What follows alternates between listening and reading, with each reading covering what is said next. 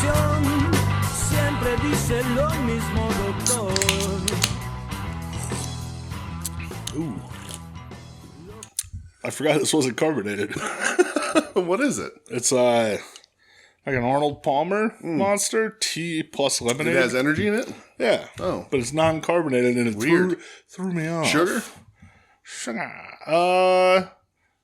3 grams. Okay.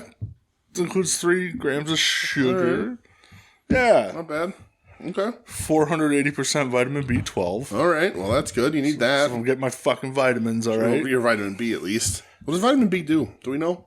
Does anybody know? All I know is a lot of insurance companies don't cover vitamin B12. Like the shots. That's what rich people do. Is that what they do? Yeah, rich people get the vitamin B12 injections. I thought they get Ozempic now. Well, that's another thing they do. They do different things. And but yes. Wegovy. I don't know what Wegovy is. It's Same thing? Yeah, essentially, I think. Oh, dude, there's so many. Welcome to WeNeedWrestling. Welcome to We Need Wegovy. We need Wegovy. We probably do. B12, blood and nerve cells healthy, and helps make DNA, the genetic material in all of your cells. It also prevents megaloblastic anemia, blood condition that makes people tired and weak. So it peps you up. Okay. Yeah, rich people get those injections. Everybody's on Ozempic. You look at It's a hot thing now. You look at Kelly Clarkson. allegedly. Oprah's a big one. I saw Oprah. Oprah's very pro Ozempic. She's like Oprah, a woman who was always very open and honest about her battles with her weight her entire life, is now rail thin magically. They're using enough of it that diabetics, which is what it's actually made for, don't get it. Oh, well, that's not good. That's one of the things. Maybe now they've been able to ramp up, but like a couple months back when the craze first hit, diabetics were like, no, we don't have it because so many people are buying it just outright. That's for fucked weight up. loss. Oh yeah. Celebrities are fucked up, man. It's just Well, what it is. that's Which is true. why I can't wait to be a celebrity. You can't wait to kill a That's celebrity? not true. Be a celebrity. You want to kill a celebrity? By Ramallah. No. That record. That's to detonate a car bomb. What was Celebrity Skin? That was Hole. Was that a record or just a song? That was a whole celebrity. That was a record. Was it a record? Yeah, because I remember that. Oh, make me over. Yeah. All right. Did you know Maybe that Gary Albright was Roman Reigns' uncle? I do now. that fucking blew my mind Yes. earlier. That the Nirvana song, You Were Right, the one that got released like way after Kurt died. No. Oh, But okay. okay. Keep going. What's the story? Somebody out there knows it. Yeah, it was that like Hole would play that song Okay. like years ago, Oh. and I was like, oh wait a minute, that's not right. Because if it was Nirvana's song, then why are you doing it? Well, because he wrote all of her songs. Yeah, but don't do that. Okay. That's a good song, Especially not after she killed him. allegedly. Allegedly. I say that out of the show. I didn't say who. I just said she. Could be anybody. Yes. Could be anybody. Courtney. So. Allegedly.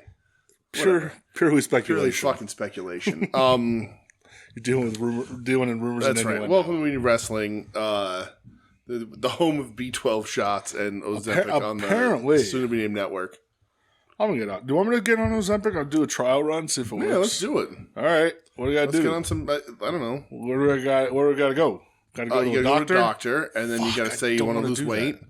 and then the doctor says, "Well, have you tried working out?" I'll say yeah. and you have to lie and say Well, yes. I listen. I have to lie. I've been going back, and Yeah. my shoulder's still not great. Okay. So I'll say, hey, my shoulder's right, fucked. and then they say, "Okay, we're going to put you on this pill." And it just stops you from eating. It just takes away your appetite. Now, is it a pill or is it a shot? I don't know. Because I know Wegovy is a shot. Wegovy's a shot. Oh, Ozempic I've might learned be a that shot. this week. I don't know. It's jammed right into your belly. Interesting. Let's do it. You want to get on it? Let's do it. All right. All right. I don't know if I'm going to be able to do that. Okay. It's like steroids. It's a logical next step for For this show. For the fats. For this show, Ozempic. Ozempic is the next logical step. Ozempic rules. I don't care what anyone says. Jesus. Oh, all right. It's been decided. We're going on Ozempic. Okay, we're going on Ozempic. Nope. All right. Fuck it. I have a lot. I gotta get a doctor. God damn, I don't want to do that. I gotta go see the Can I doctor. just like call it in? No, see, 'cause I don't have a primary care physician. Me neither. Ever since the last one got afraid of me and wrote me a letter saying you wouldn't cover me anymore. That did happen. He was afraid. But so there's a lot of steps, but we'll get there. I don't like this already. It's already too much work. Too much work. I'm just gonna stay fat. God damn it. It's a lot easier just doing this. So wrestling, huh? Yeah. So nothing happened news-wise this week. No, Nothing. We're all in the clear all. there. Nothing to talk about. Nope. Nothing to see. Nothing to talk about. Before we get into that, Brett, I'm DJ. That's Brett. Hey. How are you, pal? You doing okay? You doing all right? I'm Everything actually okay? doing awesome. Yeah, good. Yeah. Good. Things that have been a mystery for me for like the past 5 months are no Sure. longer a mystery. Okay, So, evolution is what you're talking about. Yep. Okay. Things were found out, Okay. which was very, very positive for me. Nice. If you know, you know. Sure. Yeah. Has there been an encounter since you found out? Yeah. All right, good. Yeah, Okay, that's helpful. of course. Helpful. Yeah. It's So. helpful in the whole situation. How you made it this far Yeah. without that biting you in the ass, literally or figuratively, I'll never know. But you did it, and I'm proud of you. Yep. Mystery solved. All right, Now- one mystery solved. But I don't know if it's her work name or her shoot name. Well, listen here, brother. Figure that out. I don't want to be a jabroni Mark. Right, you don't want to work yourself into a HH. shoot, HH. Yeah. I gotta figure this out. I gotta go. I have to stop being at my house. Let's go Yes, Take- right, absolutely. take a stroll. Take a stroll, right, so you can look through mail. Because you're a freak. I definitely would. I want to see what my house looks like from that angle. You can do that anytime. Well, I just want to see. Okay, I'm well, curious. there you go. How are you? I'm good, pal. Good. I know everybody's name that I need to know. Yeah, I would fucking hope so. It just took a while. It did, I'm a did. slow learner. Yeah, okay? right. That's right. That's Sure. all. Sure. Yeah, no, everything's all right. Everything's good. Fuck yeah. You know, just waiting, just wrapped up in that Madam Web of Mania. The web heads. The web heads over here. Slinging everywhere. We Need Web Heads. This is a Madam Web podcast now. Well, when We Need Web Head, that's weird. Next week, Sydney Sweeney's going to be joining us to somehow manage to look dumbfounded on an audio format also. Sydney Sweeney. When I saw the advertisement for it on TikTok, and she's like, "It's a comic book movie like no other before. There's mystery in the story." Oh, yeah. I was like, "I'm sold." Yeah, there's a ton of mystery. You're right. Yep. Yeah. Let's go. Evolution is also a mystery. Yeah, so. a lot of mysteries are going to be solved. That's right. Uh, that's what we're doing. We're just solving mysteries on this Yeah. podcast, left and right. You can who are the Hardy Boys? They solve mysteries. They did, yeah. Well, not our Hardy Not Boys. our Hardy Boys. No, they are a mystery. Thank God they weren't on television this week. Not that I saw. It felt nice. That was Jeff Hardy had enough. Need a break. He was like, all right, I bitched about it online enough. Right? That's what it alone. was. He complained enough. Tony Khan said, "All right, motherfucker. Right. Let's see how bad you want to be Right. on TV." 4 nights in a row. Go ahead. See how that fucking works, Here's asshole. Darby followed by Swerve followed by Mox. Yeah. How you feeling? Yeah, you Bud? want to be on TV Well, now? time off? Okay. But you want to go hide under a fucking rowboat, don't you? Yes.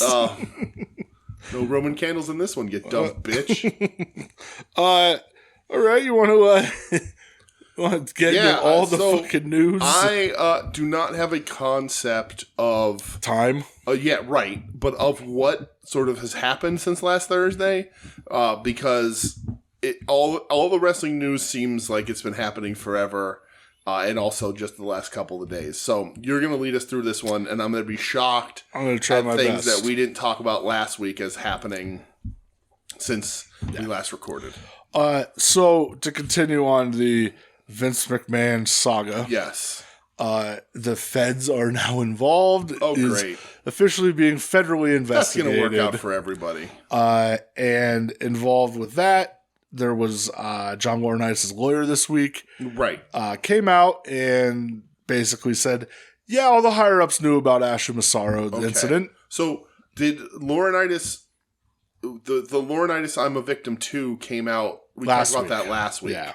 And then since then, he's now said, oh yeah, we all knew, we just ignored the one of the biggest scandals in WWE history leading up until this past couple of weeks. Essentially. All right. Okay. Yep. Good. Yeah. All right. So, Bodacious. more on that as that keeps unfolding. Okay. Because this is going to be a rocky road. Oh, it sure is. I'll go in order of things that have been happening. So I believe it was Sunday, Saturday or Sunday, maybe Sunday or Monday. I don't know, not sure. All right. Stardom announced that Mr. Rossy Ogawa has been terminated from his contract. This blew up a lot bigger than I thought it was going to because I don't know how many people knew who Rossy Ogawa was. Oh yeah, Mr. Rossi. Yeah, including me. Because I would always just go, oh, it's the guy with the hat that comes out with the belt. The old pervert with the hat. Yeah. So apparently very pervy. I didn't know that he was the founder of Stardom. Stardom. That's I guess I don't listen to enough Stardom cast. Go listen. Yeah. All right. So it blew up huge. Back in 2019 is when Bushiroad acquired Stardom. Yes. They kept Rossy on as kind of like the executive. Right. Executive president or whatever the fuck you want to call it, with a 5-year non-compete. Okay. So there's been rumblings the last couple months about Stardom. You know, they're at a down point. The houses haven't been great. Okay. So this got announced, and then I think it was Bushiroad put out a statement saying that Rossy was poaching talent. Yes. And the story was that he originally was just going to finish out his contract, which was going to end in March anyway. Okay. After their 13th anniversary show that happened, he got let go, like backstage. They said, you're done. We found out what's going, like, we know what's going on. We know you're trying to get talent out of Stardom to start a new promotion. You're done. We got to let you go immediately. Yes. So this was wild. Yeah. People hearken this to Misawa and the All Japan exodus out of All Japan to Noah, which I don't know if it's that level, but still a pretty big fucking deal. Tony Khan was dancing on the grave a little bit on Twitter, and it was kind of put together. Tony Khan would publicly state how he wants to work with Stardom, yet nobody ever came over and worked. Right. Yeah. Tokyo Joshi Pro wrestlers did. Right. Yamashita, Maki Ito. Yeah. But Stardom never did. Yeah. And where's Ryu Mizunami? She Tokyo Joshi Pro? I know she's wrestled Tokyo Joshi Pro. I don't know if she's full-time there, though. Freelancer, okay. Yeah. It came out, and he tweeted out, "Bye, Rossy," like kind of dancing on the grave a little bit. Right. And then it gets reported that he was trying to backdoor deals for people. People said to WWE, it was then speculation, was all he's going to go to WWE. Yeah, where? I don't, that's, yeah. Some hillbilly said that's going to happen. Old Brian and Dave kind of refuted that. I heard it from a guy in a Wendy's. Oh, good. In Philadelphia, good. That fucker. Yeah. Same guy. I heard Rossy was going to WWE to be a coach and to be taught how to slow down by AJ Styles. If you want your exclusive wrestling news, go to the Wendy's by the Licorice Center. Right, that has a armed guard at the door. Yeah. Very comfortable eating my son of Baconator. Excuse me, sir. Please don't point your gun at my chicken nuggets. Right. They, conflicting reports, but it came out that he's starting his own promotion. There was talks that it was... Sorry. What? Oh, boy. Don't point your gun at my chicken nuggets is a hilarious. Yeah. I don't know why. It's so funny. Trying to do my spicy nuts. Leave me alone. I had Wendy's for lunch today, so it's on the brain. In and out of context, that's one of the wildest sentences any person has ever said. Sir, please don't point your gun at my chicken nuggets. Yeah. I don't know why. Oh, it's fucking hilarious. That's how I feel about it. Yeah. There were talks that Rossy tried to backdoor Megan Bayne to WWE, but she's an AEW contracted wrestler. Oh. So she kind of blew the whistle to Tony Khan. Who knows if that's real? We do know that Julia has already come out and saying, like, Yeah, I'm going to help Rossy get his promotion going. Right. And then once it's going, then I'm leaving for WWE. Yeah. So I'll tell you what, the Joshi landscape is... It's wild. About to change. There's a lot of opportunities for the number 2, number 3 promotions to make a run in the world of professional wrestling right now. Because Stardom's the number 1 dominant Joshi company there. Oh, absolutely. And the wrestling content is better. I prefer Tokyo Joshi Pro. I just like the atmosphere, but the wrestling isn't. It's okay. Tokyo Joshi Pro is very funny to me, and I'm very excited to see them. Sold out show Philly, now, yes. by the way. But I was thinking about that this week, and this is a sidebar.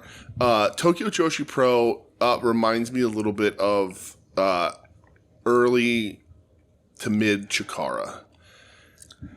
And here's what I can see that. The Hyper Misao, like everybody's fun and happy-go-lucky and bright costumes, and they do some silly stuff, and then you have your Eddie Kingston in Yamashita, who does not partake too much in the silly. Occasionally a little silly, but mostly she's just there to kick your fucking head in. Yeah. And that old, the Chikara thing about Eddie being their Punisher, that sort of stuff. Tokyo Joshi Pro is set up in a very similar way. I agree. But Stardom has really fantastic wrestling. Stardom has probably more better wrestling, their wrestling is better than a lot of the undercard of New Japan or All Japan. It's 100%. But yeah, they're you got to run because this is going to shake them up a little bit. And in between whatever happens with Stardom and Ogawa starting his new thing, there's a chance to thread that needle and push them both out of the way. It's not going to happen because he's still going to have Julia for a little bit. But yeah.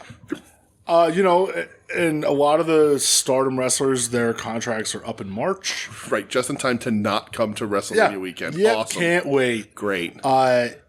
So it's going to see who's going to be loyal and go with Rossy, who's going to stick with Bushi Road. Yes. Mayu Iwatani is already kind of staying with Bushi Road because of her contract. She has the one long contract. Yeah. Tam Nakano is also staying with Bushi Road. Essentially their ace. In one way or another. Yeah, one of the top acts for sure. Yeah. So it's going to be March is going to be so weird. From here to the next couple months. It's just I'll tell you what, kind of get crazy. Rossy Ogawa, we're on the road to WrestleMania here. Let me just talk to you a little bit. The road to Rossy Mania. The road to Rossy Mania. I know you listen. Here's what you do for Stardom. Or for your new promotion, and I don't know what kind of bankroll you have. I don't know what's going on. I don't know what kind of agreements you have with who and what stars are coming and whatever. But you want to one up Stardom, right out of the gate. English commentary and a streaming service. Boom. Make it and listen. You can watch Stardom online, but Stardom does most Stardom shows now end up being pay-per-views, so they're charging you all for a whole bunch of shit, which is fine. We don't remember, but I pay. Yeah, but get an English commentator or two on the reg, and streaming service or whatever you need to do. YouTube them, whatever. Put them. I don't know what you do. But something. Go the GLEAT route, go for free on YouTube to get it started. Right, do something. But that'll help you out a ton. Because the wrestling is great, but a lot of people are going to have a hard time watching it because the commentary is in English. So maybe try that. Give that a shot. Yeah. So it's going to be, I don't know, shit this week is so fucking weird. Right. That was wild. That's a wild story. It's a crazy story. On any other time in professional wrestling, this would be the story of a Japanese promoter of the biggest Joshi promotion in Japan, poaching talent to basically create an exodus and start his own fucking company like Misawa did. Would be the biggest wrestling news story in the world, except for the fact that everything else is fucking happening. Yeah. And John Laurinaitis is like, "Oh, you're gonna try and get around me." Well, I'm gonna fucking turn on you and try and save my own ass and my marriage and everybody else's ass. Listen, man, a lot of people know where some of those bodies are buried, and he's one of the guys, Brucey must just have the night sweats all night, right? Brucey. Just shaking. So, it was also made official this week that Cash Wheeler, FTR Hair, charges are being brought up against him. Weird. For the whole gun incident. In the free state of Florida, I thought they didn't charge people for this kind of thing. Yeah, I thought you were allowed to do this. You do whatever you want in Florida, I was told. I was told this So as it's free well. state left in the union. Yeah. He didn't even shoot anybody. He just showed a gun to somebody. Yeah. If I had a gun, I'd show it to everybody. Now I just show my gun. I'm like, hey, check these guns out. Nobody's arresting me for these. Get arrested for your love gun. No, that ain't happening. Arrested, ridiculed, same thing. Arrested, ridiculed, emasculated. Yeah, whatever. It's fine. Those little cages with the never mind. Jeez. So, what's happening? What's happening is you knew what I was talking about. Thanks, Doug.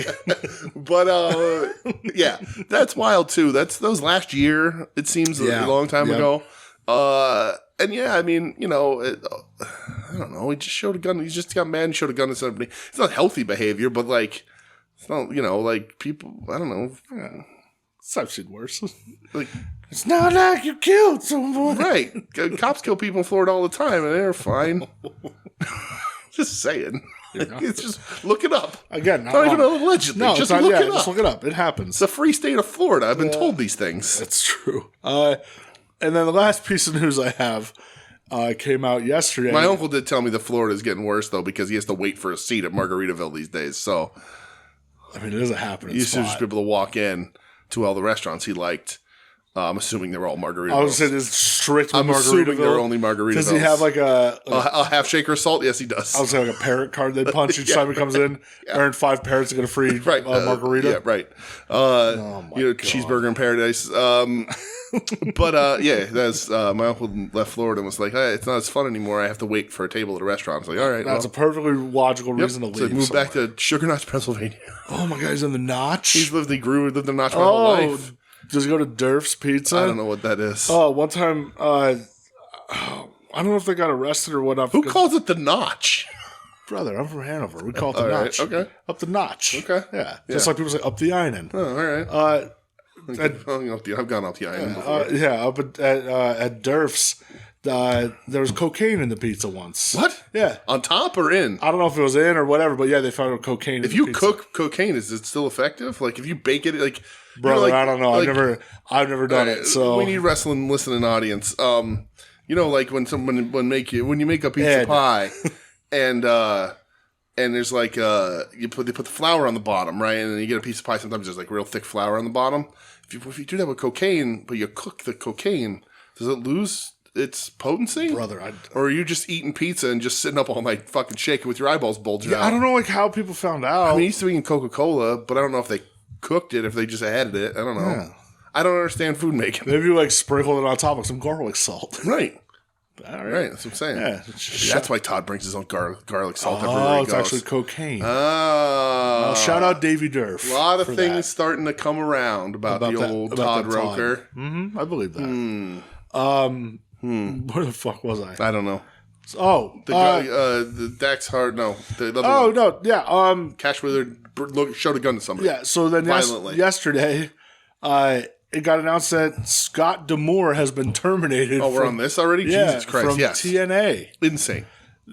Came out of nowhere. No, absolutely nowhere. Blindsided. As the reports have been coming out, obviously there was a lot of people saying, well, it's got to be something seedy. I was worried that it was our fault because we talked about him for the first time ever on this show last week. When I was like, or the week before, I was like, why is he allowed to get excited on TV? You did say that, yeah. And Tony Khan isn't. And then, I don't know, Ciccone, whoever's taking it over, was like listening, and he was like, you know what, you're right. I'm going to fire his ass. What part of the Bloodline family tree is he on, Ciccone? I don't know. Solo Yokozuna. Yeah. He was off his kid's nanny at one point. He's on the tree. Yeah, you're on the tree. You're on the tree. Fuck it. Big shocker. You would think they would take murderers off the family tree. Anyway, sorry. Sure didn't. But yeah, Scott D'Amore.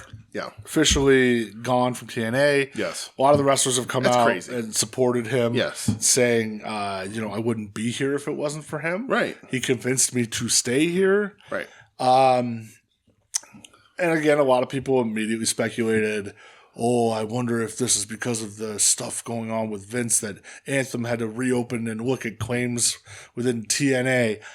I don't know. That wasn't reported at all. It was just right. It was reported. It was he kind of wanted to up TNA a little bit. Yeah. Where Anthem, who owns TNA, kind of wanted to cut down the budget a little bit. Great. Yeah, right. Yeah, because that's what they need. Yeah. And he came to Anthem with an offer to buy the company with financial backing. Yeah. Anthem said no.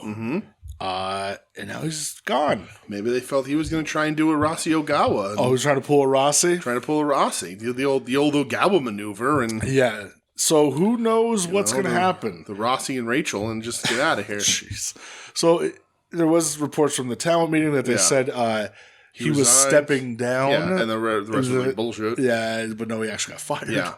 So it's interesting because, like, there's a really good shot that this could kill TNA. Like, if they cut that budget anymore, like, they're already running the show on fucking pennies. Yeah, and I understand it's TNA, and I understand the LOL TNA shit, but, right.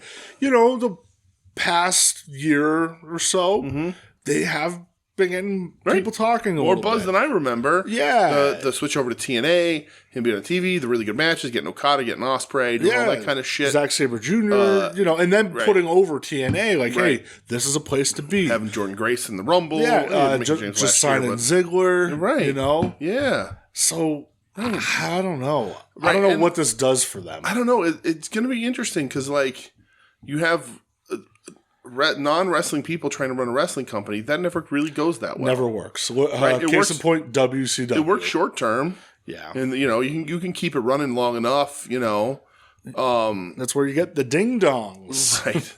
But, like, I don't know. Like, I would see that people loyal to him, people who were maybe not trying so hard to get noticed outside because of their loyalties to Scott could now be seeking that stuff out. I mean, Moose straight up said, listen, fuck Moose, but he was like, the reason why I didn't go to WWE or AEW is because of Scott. Like, I turned it all down because I want to stay here with him. And, you can see that happening. Like, Giselle Shaw probably ain't going to stick around. No. Jordan Grace came out and, like, Jordan Grace got in the Royal Rumble because of him. I saw some speculation about how sort of him trying to butter up WWE could have soured his relationship a little bit. Like, all this shit happens with WWE and he's in there trying to butter him up a little bit and grow that relationship with a company that's in incredible turmoil. Again, I don't think any of that's true. I think it's just straight business. I think just Anthem was like, wait, why do we need this fucking guy? I think it's just strictly business. Let's get this fucking dude out of here and we'll just do it ourselves. Because, like, it's not like he's pulling giant numbers. No. I think they had, the 4-digit pay-per-view buys. Yeah. I think and they were excited. Right, and they were excited about it. I think, like, they pulled, like, their TV pulls, like, 100 less than 100. Yeah, it doesn't pull much. And they have good wrestling on there. They have, there's a good roster. They have something they can build off of, but they do have a stigma of being a joke and whatever. But who knows? But it is out of nowhere, and I could definitely see some talent being like, all right, well, we'll see who wants me. Does maybe I can go work for Ring of Honor, maybe WWE Performance Center, wants me a little bit. We'll see. Yeah, we'll see. NWA could get a boost out of this. NWA don't get no boosters at all. Well, we'll see I'm curious 6 months from now, and then a year from now. Yeah, it's gonna take a little while to see what turnover, if any. It's like a coaching, like in sports and football particularly. I'll draw this like when you lose a coach that was a good coach. Like I used to say this about Mike Tomlin. And listen, I don't mean this to disparage Mike Tomlin. Mike Tomlin's a very good football coach. But Mike Tomlin came into the Steelers and won a Super Bowl in like his first year or two, or whatever it is. Very, very quickly. I know it wasn't long after they won. It was very quick. Super Bowl 40. Yeah. And but it's because he had Cowher's system in place. Like that team, like not that he's a very good coach, but like you came into a Super Bowl winning team. Right. You had a good template and Cowher walked away. So you didn't have to change that much. You were able to ride that out until you got your footing. So they're going to be able to ride this company out for a couple of months and be like, listen, all this shit's in place. The wrestlers know what they're doing. We just need a guy here to just, cross the T's and dot the lowercase J's. And then in 6 months to a year, when those plans start winding down, you're like, well, what do I do now? And they're like, I don't know, Hulk Hogan come back? So yeah, see what happens. Yeah, it is going to be interesting. Yeah. see what happens with old Tiz and Izzy, as Hogan likes to call it. Really? There's a video of him from when he was in TNA doing a radio appearance. Like, oh, let's talk some TNA. He goes, TNA, Tiz and Izzy. Gotta keep the Calfabi alive. So there's a few things he did, referring to her Brooke Teeney. That came from him? Yeah. Directly from his mouth? Yeah, was TNA, it was Brooke Teeney. Okay. And then you're gonna go down for the count 1, 2, Thrinoli, brother. Thrinoli? Yeah. All right.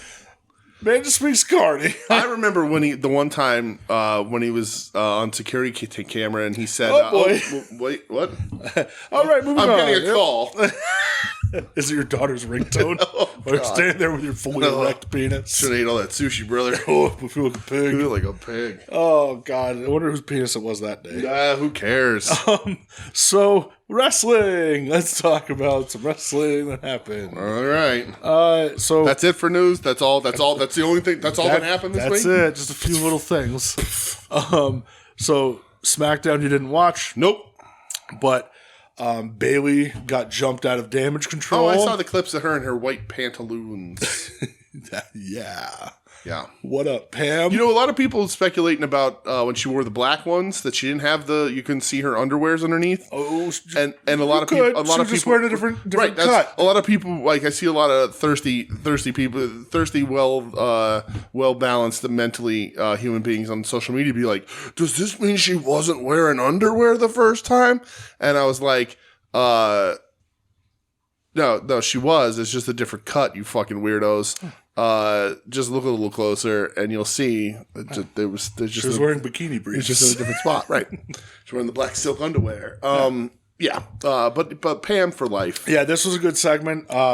She gets jumped out of Damage Control. Yes. Talks to them in Japanese and says because she overheard them talking shit. Yeah, and then she said, hanging around you, guess what? I picked up with Japanese. I know all the shit you've been talking about me. Oh, snap. And then, she gets jumped out and says that she will be facing Io at WrestleMania. Nice. So, fuck yeah, Pam. So who's Pam's going to finish the story. Absolutely. Pam's going to beat Roman. All right. So, the Damage Control is now Dakota Kai and all Asian ladies? All Japanese ladies? Yes. Nice. Dakota Kai, though, wasn't involved in the segment, so she doesn't know. I don't know where she stands. Okay. See, as WrestleMania build goes on, where she stands. She did show some pictures of her in gear again. Okay. So she said she's like, I'm not fully queered, but I'm almost queered. She comes out with Damage Control and then turns on Damage Control to help Bailey at WrestleMania. I mean, that would fucking rule, wouldn't it? Right. Fuck yeah. And then awesome. Damage Control is just Io, Asuka, and Kairi. Oh darn! What a terrible team. Right? The Kabuki Warriors +1. Well, the Kabuki Warriors. Absolutely. They're the women's tag champs yes. again. All right. And then this happens on SmackDown, which I feel we're going to parlay into a few different things here. Yeah. Cody Rhodes confronts Roman Reigns. Okay. And he says to Roman, well, first of all, Roman cuts a promo and just fucking eviscerates Seth Rollins. Yeah, you're a joke, your belt's a joke, your mama's a joke, your papa's a joke, your family's a joke. Little brother Seth Rollins, see that? No pop. So that's what the reference was. That Seth has been hammering home about. So says, no pop. Just goes and buries Seth's title, calls it the loser's bracket title. You might as well just call that the second place belt. Nobody gives a shit about that, which is true. Which is 100% true. Yeah. Cody comes out. He says, Roman. That's how we needed a champion on the house shows belt. Yeah. So he says, Roman, I need to finish my story, and I'm coming. Cody said this? Yeah, he says, I'm coming after you in that belt. Yeah. But not at WrestleMania. What? He says, not at WrestleMania. That's why. That doesn't make any sense. And he says, Roman. Oh, okay, because I get it. He says, Roman, I want to take everything from you. Okay. And says, I've had counsel with a few people. And, should be in counseling is what it should be in. And, I am taking everything from you. And then the Rock's music hits. The place goes fucking ballistic. Yeah. And he comes out, and him and Cody share an awkward hug, and Cody just looks so depressed. I saw the stills. He looks so He's sad. booby facing Cody. Gets the heave-ho to the back. Yep. Roman and... He doesn't even stay for the whole seg? No. Roman and Rock, they just stare each other down, and the show goes off the air. And brother, fucking the internet blew up over this. Insanely pissed off. They don't want this. They want to see Cody finish the story. They feel like they've been sold a false bill of goods. What's the point of Cody winning the Royal Rumble? What's the point of Cody winning the Royal Rumble and pointing at Roman Reigns in the stands for now him to just step aside and have The Rock face Roman instead? Right, because why wouldn't you? This, like, I think it was like that We Want Cody was trending for like 3 days straight. Yeah. Fucking nuts, dude. All the Cody crybabies. Well, and then this led into Monday Night Raw of Cody and Seth having another, like... When does McAfee show drop?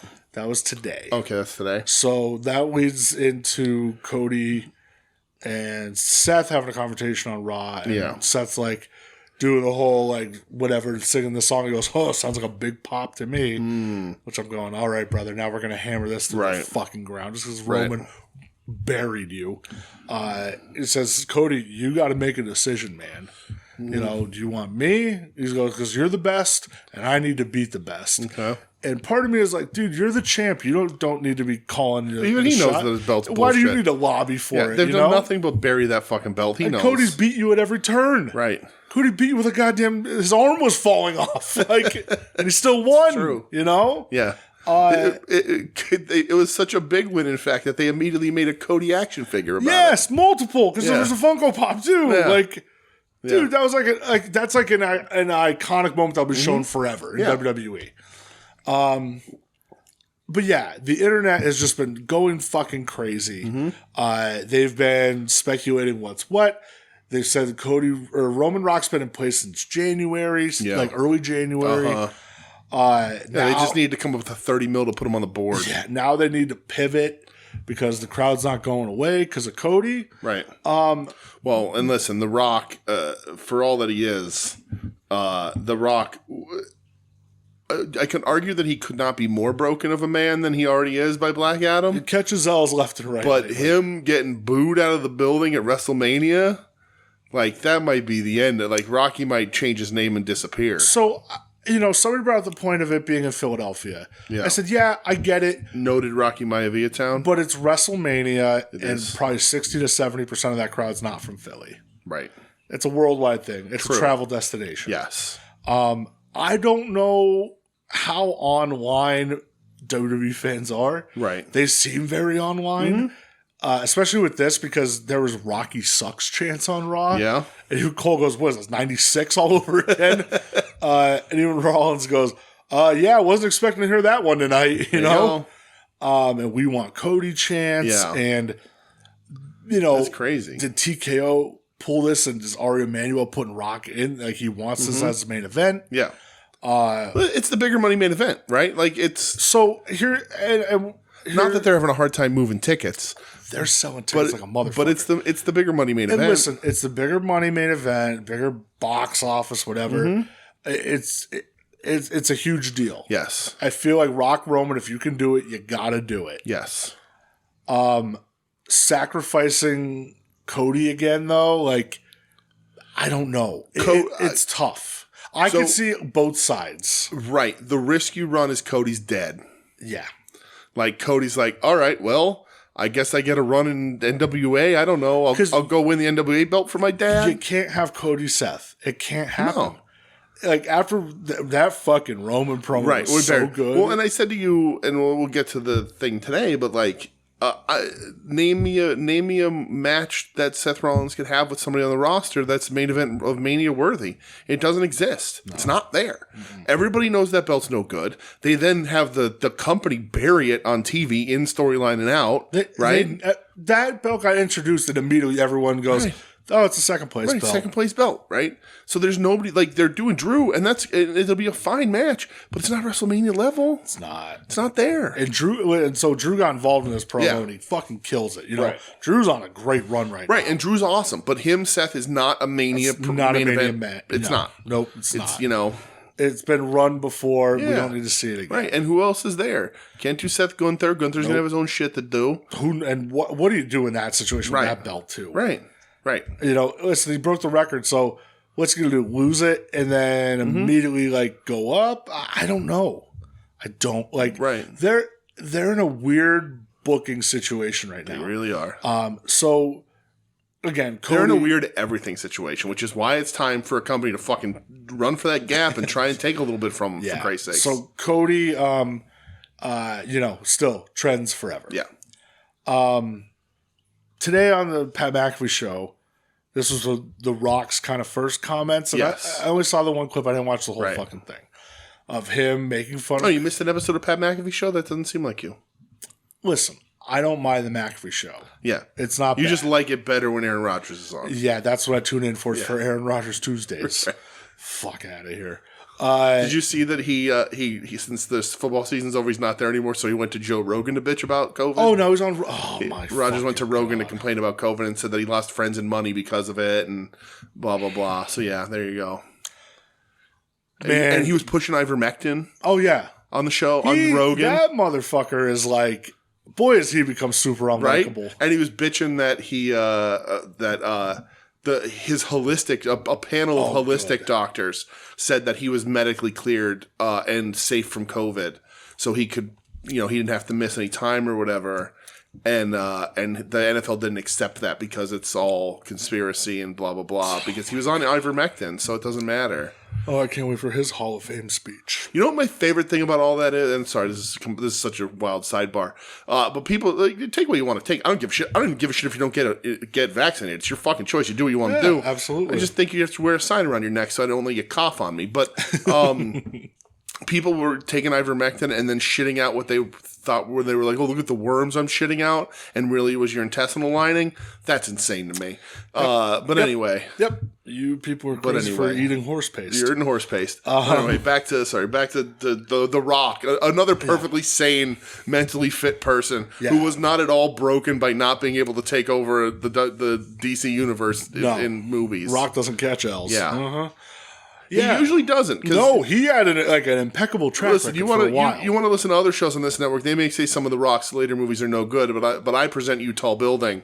Fact. Tall Building fucking rules. Tall Building kicks ass. Tall Building rules. Absolutely. Rampage ruled. Yeah, he made some good movies recently. He definitely did. And then, but Black Adam just tanked him right out. Like, Just crushed his heart and soul. It's just his legacy. It broke him. Yeah, it I've really never did. seen a man more broken. Yeah. So he was on McAfee's show today talking about there's a difference with Cody Rhodes, the Cody fans, and the Cody crybabies. Right. And Which I took offense to because since Cody Rhodes won me money at the Royal Rumble, I'm loyal. That's until you're on the Mania. narcotic. I'm on the narcotic until So- Mania. On Mania, I'm on the Cody methadone. I don't know until to get it out of my system. Roller coaster. I am on the roller coaster for right so now. Rock does his like yeah voice. Yeah. He says, "Oh, we're Cody's crybabies, and we want to finish the story." Right. And, oh, what's that, son? You want to play catch? No, I have to bitch online. I want to finish the story. Oh, what's that, wife? You want to have sex with me? That's not a real scenario. No. No, I got to bitch that Cody's not finishing the story, and he's Right. like, "Shut your mouths. Take your McNuggets and stick them up your ass." Yeah. And Which, to be fair, is better than pointing a gun at him, or maybe yeah. not better. I don't know. Don't point a gun at me while he's putting McNuggets up my ass. Maybe I think maybe you should. I think I just wrote I just wrote a Wesley Willis song. yeah. That might be yeah. I think I did. That's sort of was I think so. yeah. Or Seth Putnam from the grave is happy with his band. Yeah. Could be a rest in peace Mojo Nixon song also. You know, I don't know who the fuck that Really? is. I have no. Oh dude, man, I don't know if you like Mojo Nixon, but Probably not. he's a good dude. So yeah, he does that on McAfee today, and Mojo Nixon wrote a song called "Debbie Gibson's Pregnant with My Two-Headed Love Child" that MTV refused to play the video. Okay, I respect him already. So then they do this faux ass press conference thing today that we watched. Yeah. That Michelle fell asleep during. Yeah. And Debbie Gibson is pregnant with my two-headed little child. Sorry. Jesus Christ. Seth Rollins comes out looking like an idiot. Yeah. Roman comes out and again just was like, get this bum off the stage. Right. He's like, second place, guys, over there, you losers. Yeah. Rock comes out. Right. To a very mixed reaction. Sure. Says he is challenging Roman. So Roman said, I make the decision now because Cody, Mr. I can't make a decision. Well, guess what? You lost your privilege. I want The Rock. The Rock is really is interesting. The Rock reaction here is similar to what Jericho gets, which I was going to talk about in the Dynamite. In that the crowd pops for the music real hard. And when the music ends, they're like, the nostalgia's gone. And they're like, oh yeah, boo this man. Or be quiet about it. In Jericho's case, make no noise for this negative man. noise. Yeah. Rock says it's going to be him and Roman at Mania. Yes. And then he says, I don't care if you think that this is great, if it's bad, if you respect it, you don't, or if you like it, you love it, you hate it. Mm-hmm. This next part, you're going to respect it. Yeah. And he puts up a graphic on the little Titantron thing of the bloodline tree. The family tree, yes. To which you and I immediately go, why is Gary Albright's name on there? Right. And then you looked it up Bottom center. You said, holy shit, it's Roman Reigns' uncle. Yeah, right. He married into the family. Married in. Mind blown. Yep, had no fucking idea. No idea. And he talks... Died in Hazleton, Pennsylvania. I knew he died locally because I knew the wrestler he died against had a heart attack, but I didn't realize it was in WXW's ring, off of Wild Samoan's ring. That's crazy. The same ring that birthed Dave Bautista and Supremely Great and Smooth Tommy Van Swade. 1 out of 3 ain't and bad. Crazy Ivan. 1 out of 4 ain't bad. And Sugar. Or Sugar. I don't mind Sugar. I saw him get arrested at a show. He got pulled out of the ring and arrested for fighting fans, so I can't. Okay, I'm a Sugar respecter. The WXW arena used to have a raised stage. Oh, I remember watching it on public access we were television. there live, and somebody was heckling him and wouldn't stop, so he ran up the ramp and just dove on the dude in the crowd. That's kind of sick. Awesome. That's kind of awesome. It's crazy. Yeah, he does the whole family tree shit or whatever. The crowd didn't give a fuck. I think it's cool as shit. I just want to read all the names. I'm fascinated by it because that's where I found out Solo Sikoa's actual middle name is Yokozuna. It's almost every Samoan person except for Samoa Joe. Yeah. Oh, poor Joe. Yeah. I even liked that they put The Rock's ex-wife on there. Did they? I was like, well, because they're business partners, but you have to because you have to put Rock's shitty daughter on the list. Oh my God, she's so bad. She has too many teeth for her mouth. She's so bad. Yeah. Too many teeth, though. That's the problem. Yeah. She'd be so much better if she just lost I think she's got, I don't know how many teeth. Maybe 42. She has 45. Yeah. I don't know how many teeth you have. She's so bad. And then Cody kind of, no fanfare, just says, hold on. And he comes out and he just says, this is bullshit. Right. Even though you just gave up your Mania match. He might as well have come out and just been like, all right, everybody, we heard you. Yeah. We're pivoting. Yeah. Go along with it from Sorry, here. everyone. Right. Just excuse the fact that it doesn't make any sense right now.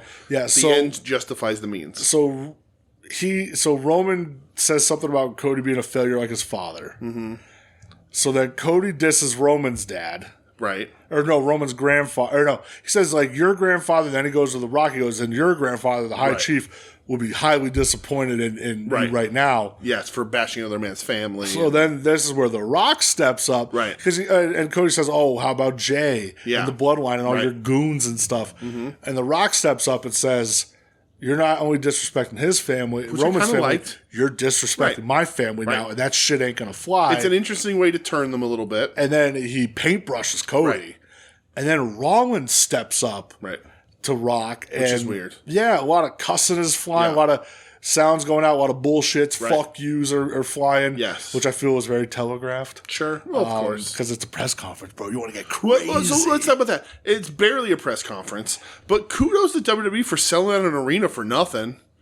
Like, the whole arena. Well, it was free to get to, right? Free, yeah. But they had the meet and greet passes for people in the front if you want a picture with Triple H, then a different level if you want one with Cody. For nothing. Like, you got this was barely entertaining. Yeah. And they filled that fucking arena, and they filled about a quarter of an arena. But like, that arena made bank on fucking concessions and shit. WWE selling t-shirts and shit. Like, good on them hyping people up for what ended up being a nothing burger of a fucking event. It was, an hour long? You could have, but you could have, all the important shit you could have done in 5 minutes on Raw or SmackDown, whatever you wanted to do, and be done with it, because they're just going to replay it come these shows anyway. And you had, like, the wrestlers come out and talk, like Bianca hyped her match and all that shit, so that you get that out of the way. For what? They're sure as fuck not going to put more professional wrestling on their shows. They're just going to add more segments. But anyway, go ahead. So, the big fracas, they all get pulled apart. That's a good word, fracas. Thank you. And then backstage, they show Triple H getting interviewed by this random lady. I don't know who she was. And Rock and Roman Rock and Roman come walking past. Yeah. And Rock is saying, this is bullshit. Yeah. He's like, fix this shit. Yeah. Like, he's not going to sit there and disrespect our family. Right. And he goes, you better fix it. And he says, I'm going to knock his fucking teeth out. Right. And they go walking off. Like, so Triple H Rock at WrestleMania. Oh, God. So then Trips tweets out after everything the poster of Roman and Rock and says, or Roman and Cody says WrestleMania main event. So then that leads to, okay, well then what are they going to do with Rock? Yeah. And a lot of people think night one's going to be Roman and Rock tagging against Cody and Seth. Yeah. And you took the stipulation out, though, like if Cody wins, then he can have Roman night 2. Right. So are Roman and Rock just doing it for the family? Right.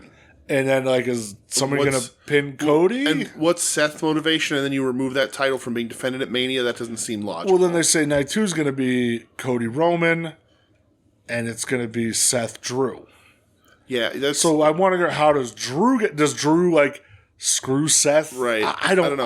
The problem with it's a weird thing. Is that you're asking so many people to pull double duties, and that it just shows the weakness of your card, because you need 4 people to fill 4 spots, like matches across 2 nights. It makes your shit look too weak. It makes it look very odd. I think if you're going to do anything at Mania, the man you asked to do double duty is Cody. Night 1 and night 2. You try and recapture the they've done in the past, the win a match early in Mania, Well, they did WrestleMania 10, and they did WrestleMania 30 with Danielson. That happened with Bryan, right? Yeah. But I think you do Rock Cody night 1 for that's a bigger draw now.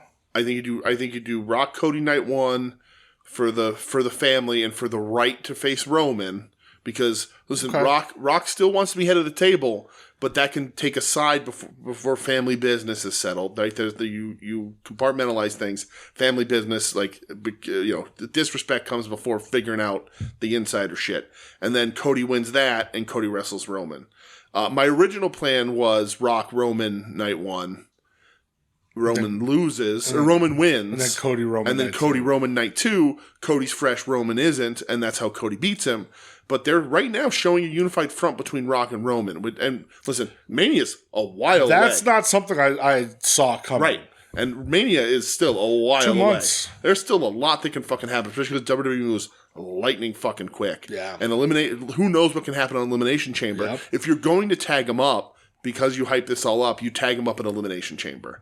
And when you do that, you spin the Elimination Chamber tag off of what happened tonight, and then something in that tag, and that way Australia gets a bit of a boost. Maybe with The Rock there, people will in fact wake up at 4 a.m. in the U.S. to watch that fucking show. Nope.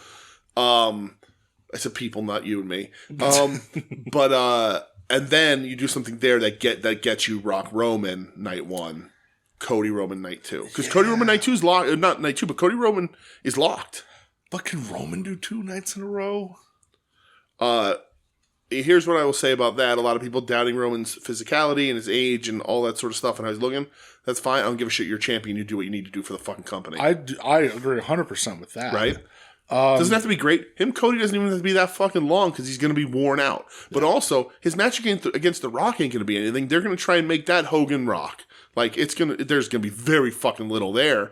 And then because it's Rock fighting for the head of the table, Bloodline can get involved. So it doesn't matter. True, yeah. You just do that sort of overbooked fuck finish. I will say, I kind of like The Rock playing up the heel shit, though. Me too. He's better at it. Because he's better at it because he's become too rich to be a likable person. I was just going to say that he's not the people's champ anymore. No. You know? That's not him. He don't make $1 billion in the box office. Yeah, he is a board member. Like Taylor Swift suing the kid that tracks her private jet. I'm not a fan. So it's not illegal to do that. No, do whatever you want. I know. It's really You're so embarrassed about having a private jet. Maybe you should rethink about having a private jet, Richie Rich. I'd like a private jet. I mean, I would you too. Can track me all the fuck. Yeah, track me. I don't give a shit, right? Wasn't there a thing where she like flew? It was on like a 13-minute flight. Yeah, right. I'll dump fucking jet fuel out the back by the bucket. It makes me want to throw up seeing that. But they can't all be winners. So when you get enough money, you just become unlikable. It's just what it is. Yeah, right.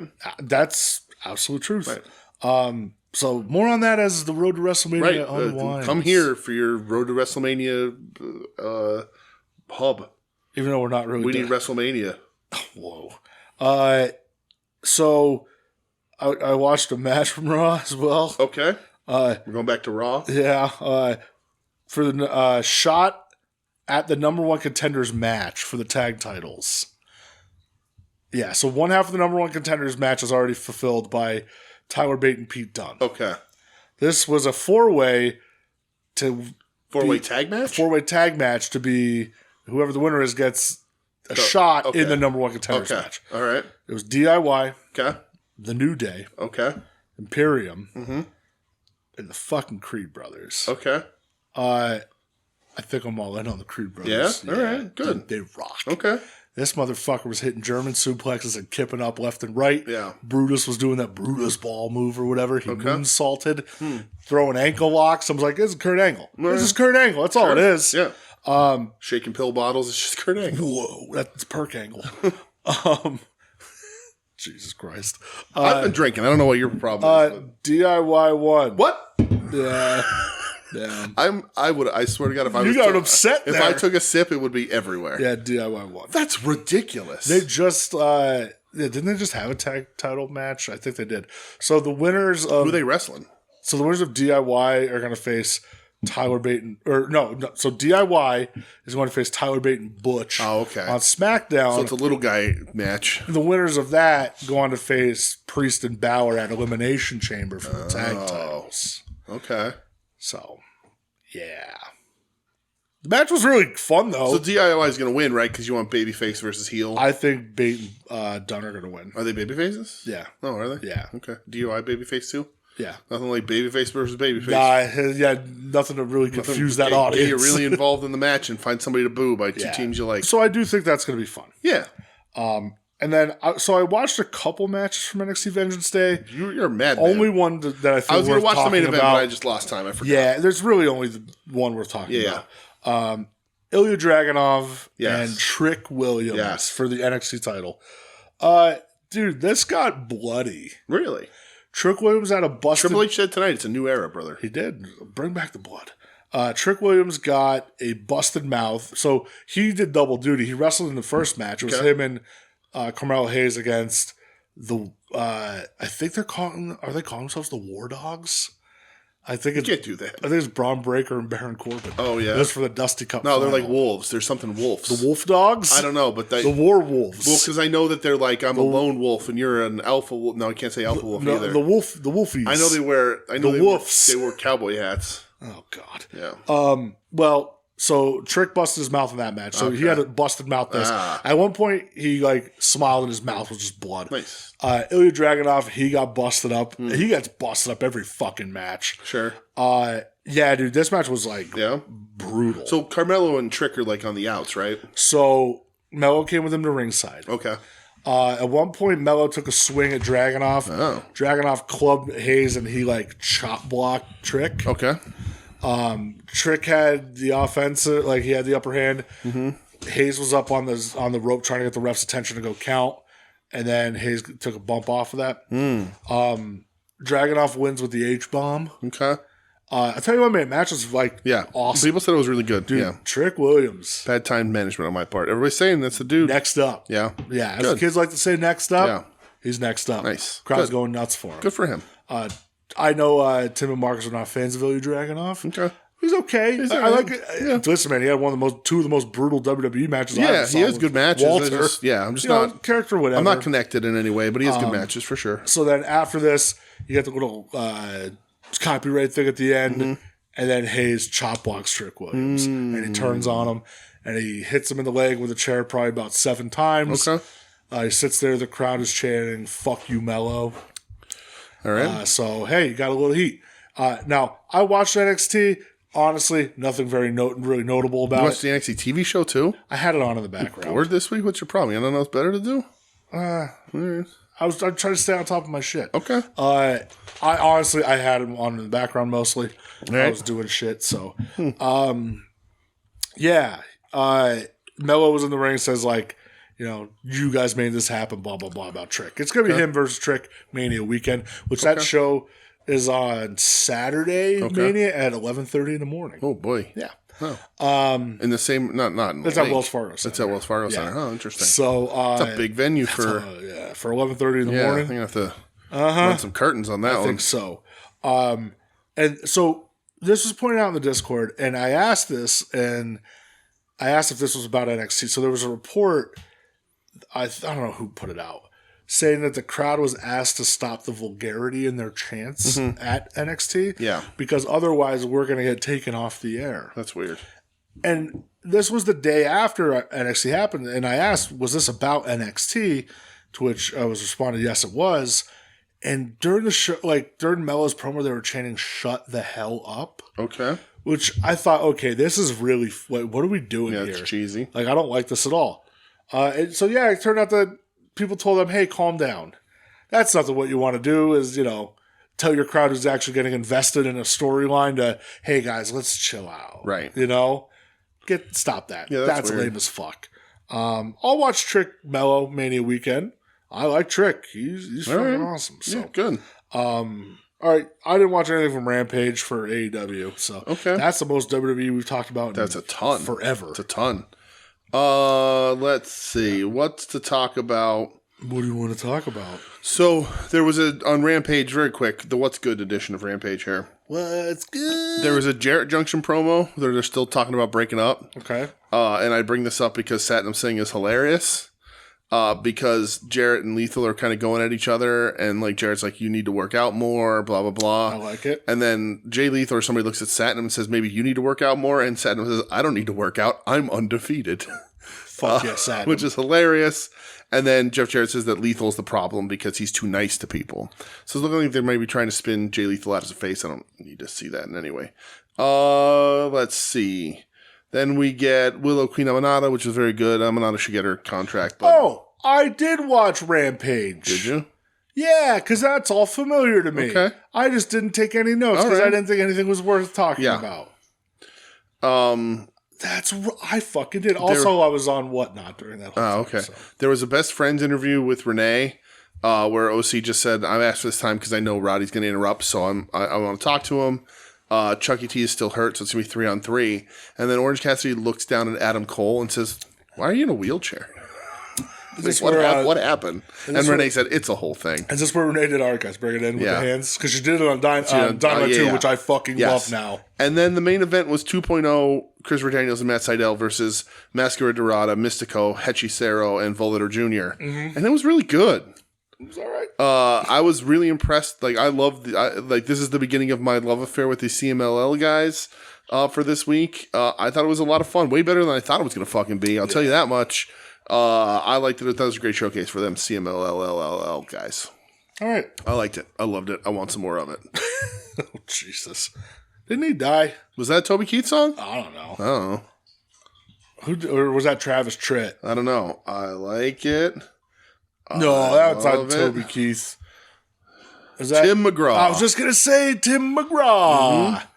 He's coming to the arena. I like it. I love it. I want some more of it. I try so hard. I can't rise above it. Yeah. Don't know what it is about that little gal's loving, but I Tim like McGraw, it. I love he's the one who went 2.7 seconds on a bull named Fu Manchu. What? Yeah. He went skydiving and Rocky Mountain climbing. His dad is Tug McGraw, who played baseball. He played for the fucking Phillies. Isn't he married? He's married to Faith Hill. Good for him. Yeah, Faith Hill. What a good guy. I mean, hey, what a stand up guy Tim McGraw is. I don't know about that. Remember when Faith Hill used to do the Monday Night Football intro? Sunday Night Football? Sunday Night Football. So here's a fun time. I used to call it. I used to just call that boots, and Michelle would say boots, and I'd come in because she wore those thigh highs and that. I was like, holy shit. Now it's Carrie Underwood. Yeah, my uncle loves Carrie Underwood. Okay, and if we were watching Sunday Night Football together, he always says, "I've been waiting all day." When Carrie Underwood comes on at 8:13, he has it down to the minute. Oh yeah, yeah. To which our other friend, not Joe Swosto, but Joe Merce, he texts me the one. It was coming on, and he goes, "Anytime I watch Sunday Night Football now, all I think about is Ed saying, 'I've been waiting all day.'" And also years ago, my nephew Tyler, which I didn't even tell you and Michelle about. Oh no, he broke his fucking jaw. Doing what? Playing baseball. Oh, good. Hit with a ball. Yeah. Oof. Yeah. Oof. So whatever. I don't care. Yeah. You're gonna listen to it. That's fine. You're getting the old wire. Yeah, around a couple teeth. Yeah. And he has like a metal plate like down his gum. He sent me the X-ray. It's like a crack. Down. Yeah. So he doesn't need surgery or anything as long as he's fucking he broke vigilant. down this way, not off the. Okay. Yeah. So, but yeah, he got hit. I guess they were playing, and I guess he just lost it was coming. They're turning a double play. He was at second base. And when the shortstop threw it, he got kind of lost it in the sun. Lost in the lights, yeah. And it hit him on the left side of his jaw, and it cracked on the right side. Wow. Yeah. Yikes. Yeah. That's tough. Yeah. Wow. So I saw him yesterday. He's good. He's in good spirits. So I guess we're trying to learn how to drive. Poor kid. Poor fucking kid. Yep. Where was I? I don't remember. That we're talking about Faith Hill and Tim McGraw. Oh yeah, my nephew. Tug McGraw, baseball. We're on Baseball. AEW Collision. We're good. We're through Rampage. Tug McGraw. We're in the Collision. Bull named Fu Manchu. Yeah. Okay. Collision. Collision. I'll say it again. We're on the Collision. Okay. Collision. Eddie Kingston. Yes. Going up against correct. Brian Keith. The bounty hunter, Brian Keith. Yeah. So this was a dude's rocker. It certainly was. I like this a lot. I like I don't know that it was a surprise. I wasn't sure it was happening, but like even when this match happened at the end of this match, I was like, we've been saying this for a couple of weeks, but Brian Keith, he's been doing a lot of work for these guys. They need to give him the graphic and have him sign that fucking contract. And you could tell that Eddie was working extra hard to make sure he looked real good here. Oh yeah. Because the contract comes out, he gets the graphic. Yeah. Oh, I remember why. Years ago, we asked my nephew what he thought about Carrie Underwood, and he said that she's a dumpster fire. Oh. This one, girls have cooties. Okay. And last year I said, what do you think about Carrie Underwood now? And he goes, she's a babe. And I said, I thought she was a dumpster fire. And his response was, I was young. Well, there you go. So, good for you. Yeah, you got to learn. Yeah, so Brian Keith signed. Yes. Good for him. Yeah, it was a really good match. Keith would be a mega superstar if he was a little bit taller. Or a lot bit taller. But this was a good match, and he'll be around. AEW, good for him for getting a paycheck. Are they going to do like the Outlaw stable of him, Hangman, and Bandito? They fucking should. Cowboy shit. There you go. Yeah. So that was cool. And then to continue the Eddie Kingston American Dragon thing, before Eddie's even out of the ring, Dragon's music hits and he walks out. Gives Brian Keith his props and ignores Eddie. Oh, it's so perfect. Just building a rematch. Yeah. That without doing anything major, it's really, really great, remarkable TV stuff. It's going to happen where Eddie finally snaps on him. If when he finally retires, if Dragon doesn't become Booker for at least an AEW show, Tony Khan's a fool. I agree. Give him Saturdays. Yeah. Bryan Danielson versus motherfucking Hechicero. I just want to say that Mox did a promo before this and said that when he saw Volador Jr. in the ring for the first time, he thought it was Daddy Magic. Yeah, which is fucking awesome. Really, really funny. But yes, the American Dragon versus Hechicero, maybe the most anticipated match of this night. Brother, Hechicero's entrance. His entrance, I went, I'm sold. Yep. Sign me up. Absolutely. The Alchemist playing with his little fireball stone thingies and fire shooting everywhere, and his hands on fire, and his ass is on fire, and everyone's on fire. Yes. Fuck yeah. Yeah. This ruled. It was a great match. Really. Danielson Hechicero was so goddamn good. Yes. Just the reversals. that like weird like head scissor leg drop that Hechicero does that looks like he breaks your neck. Loved it. Absolutely loved like it. a real like crazy like technical match for Dragon to have. It was really really remarkable. I'm curious to see if like the grapple fuck haters their thoughts on it. Look at this fucking picture that AEW put out of his entrance. Send that to me. Isn't that cool? That's bad. Isn't that awesome, dude? Yeah. So fuck, that's so sick. Yeah. Hechicero fucking rocks. Yeah. All in on Hechicero. Absolutely. I could not be more impressed by these CMLL guys that I knew very little of. Obviously, I was excited the most for Volador Jr., but he was quickly usurped by Hechicero. That's my dude. Big time fan. Does a lot of fun stuff and really put Dragon through his paces. Like one of the only dudes I've ever seen to match him actually, like hold for hold, move for move kind of thing. So I actually would have given Hechicero the win here. I know Dragon ain't losing a ton of matches. But I'm worried about CML guys getting no wins in AEW. As our friend Mike said, he was standing in his living room chanting, "Please come back for Hechicero." Yes. So we have Hook beats the Outrunners. Yeah, I didn't like this. Me neither. So maybe we align. Hook is a scrappy fighter, not a dominant fighter. Yes, agreed. And I think him here dominating two guys much bigger than him. Well, everybody knows their job, guys. Like I love the Outrunners. They're youngest men alive. It is what it is. But it is what it is where they're positioned right now in this company. But yeah, like Hook isn't a killer. No. Hook is a scrappy fighter. He's an underdog, like never going to quit. Like that's how he's established if he him. gets a hold of you, he's going to beat the shit out of you. Yes. But they made him too big of a boss here. Yeah, I didn't like it. I agree. It's a wrong move for what Hook is. I agree. I think it hurts Hook more than it hurts the Outrunners actually. Yeah. Serena Deeb, Queen Aminata. Let's see. Is that that's that's there. Next. Yeah, for sure. Again, that was good. Yeah, right. Serena Deeb. Aminata's the one that should be getting a contract. Aminata's facing Tony Storm on Collision. Oh, really? Yeah. Oh, that'd be a good match too. That should be awesome. Yeah, they're really running her through the gauntlet. That's what I'm saying. They're doing the same thing to her they did with Brian Keith. They gotta hand Aminata a contract. I sincerely hope they do. Yeah. But I'll tell you what, good for Serena Deeb getting like babyface pops. Mm-hmm. I'm like very shocked by that. Mm-hmm. So good for that her. women's division's starting to get a little healthy again. Oh, see what happens. Is it ever? So see what happens. The Swerve promo where he Black History Month wrestlers and then shouts out Kofi. Right. What's up, Kofi? Yeah. Shouts out Athena, which I thought was awesome. That's awesome too. You know? Why is she? I don't understand. I understand that she's super big draw and important in Ring of Honor, but man, she needs to be on TV every week. She's that fucking good. Yeah. Unless she's just happy doing what she's doing. Maybe. Which, a lot of people really hyped up the Athena Billy Stark storyline last year. Mm-hmm. And it's that old adage of, if a tree falls in the wood but nobody's around, doesn't make a sound. Right. How many people actually watched it? Correct. I watched the end result of it. Sure. But I didn't watch. I watched the match. Yeah, that's what I mean. Like, we watched the match, but I didn't keep track of the storyline. Yeah, that's true.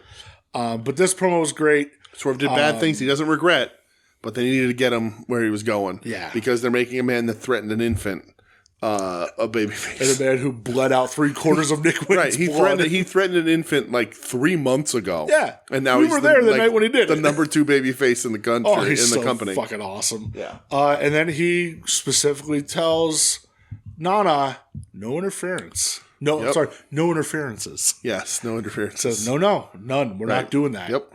And then Nana just starts dancing. Mm-hmm. It was great. And then main event.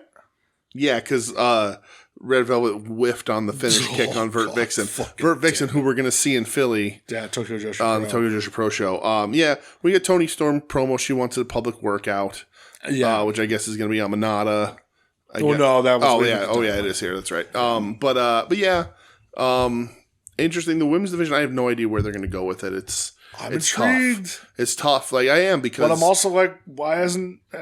nothing's been happening with Julia Hart now for a couple weeks. Completely off fucking TV. They started teasing Thunder Rosa and her, but that hasn't been mentioned for a couple weeks now. Nope. Yeah, weird. But main event, Dog Farter versus Patriarchy. Dog Farter. Yeah, DGFTR. Dog Farter. So we have Cum Farter If CM Punk was Cum Farter, this is Dog Farter. I'm just following the rules, Brett. Against the Patriarchy? Yes. I thought it was solid. Yeah, solid. fun TV. It's solid main if event. not forgettable. Yeah. Sadly. Set up Danny Garcia, Christian Cage. It stinks that, which is going to be really good. Yeah. It just stinks that, like, the House of Black stuff has moved on. Yeah, because who did they threaten earlier in the show? Mark Briscoe? Yeah. So, because that means Briscoe's going to be with the Hardys. Oh, God, no, please. Yes. That's what they're going to do. Off. That's what. I don't want that. I never asked for this. Nobody did. This is bullshit, man. Fucking stop. That's what they're going to do. I don't want. No, he's most recently paired up with the Hardys on DJ, TV. I don't. They're the brethren. I don't want it. Matt Hardy said that that's a thing. I don't want it. But yeah, the Garcia Christian is going to be great. Yeah. No reason why for it not to be. FTR, who knows what their future is with, with Florida gun brandisher. Well, Dax, no, not Dax, Cash Wheeler. Hey, Bald, hope you like working singles. Right? He does. Yeah, well, I don't know about that. Yeah, who knows? So get somebody else. So Dynamite. We'll get the new FTR. It'll be like when Stan Lane came into the Midnight Express. I like the Midnight Express so much. Just sub in somebody. Fuck them. What's Dennis Condrey up to? Hopefully not putting his penis in anybody's mouth. What's Stan Lane up to? We know nothing. Well, only guy ever trained by Ric Flair. Yeah, not the father of Lauren Boebert. Oh, Jesus Christ! Depending on who you ask. What other Bret Hart sycophant can he get into that group to be his new tag, the new FTR? I don't know, the Midnight FTR. Because Bret had like an interview this week where he talked about guys like Punk and FTR, like kind of like really hyping him up, which made him very happy. Oh yeah, and then he sort of directly bashed Eddie Kingston for chopping too much. Well. Listen, I'll give Bret this. He's been a credit on that stance for years. He fucking hates chops. And he told Ric Flair. He hates taking them. He told Ric Flair, you chop me, I'm going to bop you in your nose. Right. Ric Flair didn't chop banana nose. Yeah, your banana nose. Yeah, no, that's always been Bret. I don't hold that against the Hitman. All right, so Dynamite. We're kicking it off real fast. Like, no even intro or nothing. Nope. We're getting the Swerve Hangman. We are. So winner of this match is going to go on to Revolution to face Mojo. Yes. And some of the most notes I think I've ever had for a single match in AEW history in this By golly, GDJ, did you know that this was going to go to a draw? We all had a feeling, and then the pacing certainly said it that way. I thought that there was a chance the full babyface turn, like Nana was going to do something and not cost the match, but Swerve was going to boot him and Swerve be by himself. Because babyface Swerve with Nana does work because Nana does the dance and everybody loves the dance. Everybody loves the dance. But Swerve with the Mogul Embassy doesn't make sense if he's babyface, and especially when he wins this championship. But that's fine. You can just kick those idiots to the curb. Yes. But yeah, this goes 30, 20? 30 minutes. Was it 30? 30-minute draw. Almost no commercials. Yeah. Right? And just crazy good. These dudes have insane chemistry. Yes, they do. And this is the right thing. So here's the thing about this going to a draw is that you can't necessarily have Hanger lose again. You got to figure something out. And while Hanger was pinned for the 1, 2, 3 at the end of this match, you can kind of look at it like he was beat. He didn't lose, so it's he's still it's not 3-0, it's 2-0-1 for Swerve. And it becomes the 3-way. The time limit drop comes at 2.5. They did such a good job because they only gave the 5-minute call. Right. They didn't do the 1 minute or 30 seconds, which I love because in wrestling I cannot stand when it looks telegraphed. I saw people, and by people I mean one person, being like, "Oh, they just did this finish 5 months ago. Why would you run it back so soon?" Jesus. I'll let you all figure out who that is. He also complains about his seats at baseball stadium shows. Well, listen, DJ. I was told that Swerve's not going to get cheered over Hangman. Hangman's the good guy here, and it's not possible for Swerve to get. I always thought that dogs laid eggs, and I was told it's not going to happen. And I was also told that Swerve's going to do some heel stuff, and he'll end up getting booed. Who told you this? Was it me? No, just people that like to state their opinion on literally everything. Okay. Ever. Boy, did you hear that crowd last night? Yeah. Well, they did the old double turn. Well, even during the match when Excalibur goes, 90-10 Swerve here. Right, yeah. Wow, and Hangman was getting booed. Yes. And Swerve was getting cheered over him. Yeah. Isn't that a crazy thing? Well, I mean, you had a man danced back to life in the middle of this match. Yes. So that's a baby face. Like, you can't gloriously dance a heel back to energizing Then them. same man took a chair shot, and Hangman got the shit boot out of him for that. Nana ate a chair for no fucking reason. Yeah. He was no threat. Yeah, I agree. That's nonsense. What a bad man. So it goes to the draw. The Deadeye off the apron through the table was sick. The swerve, he tried to flip out of the top rope power bomb. I thought he'd brained himself. I was like, holy shit, he's done. I was like, oh my god, I hope he's okay. And him doing the buckshot into the double stomp with Hanger came out awesome. This match was full of awesome stuff. Yeah. This match fucking ruled. Of course it did. All of their matches have ruled, and I was very much like, excuse me, you can't have them do this again because that pay-per-view match it's an AEW all-timer. It's my match of the year last year. That's probably my favorite AEW match so far. And they did it again. They did it the right way, and it fucking worked. Yeah, it did. It did definitely work here. Yes. And then at the end, and Hanger won't do 5 more. I like that. Well, that's where I'm saying Swerve was saying, you know how this goes, Hangman. 5 more minutes, and Hangman surprisingly goes, "No, you had to beat me. You don't get 5 more minutes." To which Shivani gets on the mic, says he's receiving word from Tony Khan that at the pay-per-view, triple threat for the title. And Hangman's losing his mind. He's pissed. Great double turn. Right. And so I do take a slight umbrage, and I'm not really mad, about Hangman saying, like, no, you're supposed to beat me. Like, Hangman's number 2 in the rankings. So, no, a draw doesn't change the rankings. You should have had to beat Swerve. Swerve's number 1. This was a number 1 contenders match. Right. Swerve's number 1 contender. You were trying to dethrone him from number 1 contender. I don't give a shit what stipulation you set. A draw does not move Swerve to number 2. So already we're playing a little fast and loose with the rating. Yeah. Whatever. It's fine. It's just a small little nitpick. They'll iron these things out. But yeah, main event 3-way. So let's speculation, purely fucking speculation. How does this 3-way work itself out here? It depends on if you're ready to move off of Joe. Like you have to. I don't know if you do. I don't know. It depends on if you want to move off him. How do you not move to Swerve at this point? I agree with you. I think as Swerve's it. Yeah. Stop fucking playing with me. Stop trying to tell me Swerve is not it. Nope. You took a dude who committed 2 of the most vile heel acts in AEW history and completely babyface turned him. You have to. He is probably the most over guy in this company right now. And in a 3-way with 2 very established heels. Well, so Joe's an established heel that still gets cheered. Right. Hangman, now he's just a freshly turned heel. Sure. So we're going to see what they do. I don't know. Yeah. I don't know what you do. I can make a case for each person winning. Yeah. I can make a case for Joe winning because Swerve and Hangman are so focused on themselves they forget about Joe, and Joe's a dangerous dude. That's true. I can see Hangman now using some underhanded tactics and coming obsessed with getting the belt back. I could see Swerve just unstoppable force, put the belt on him. Yeah. That's the way to go. It's tough because whatever you do, this has to, for the time being, end Swerve Hanger. Yeah, because I don't think you run it back again. I don't think you can right now.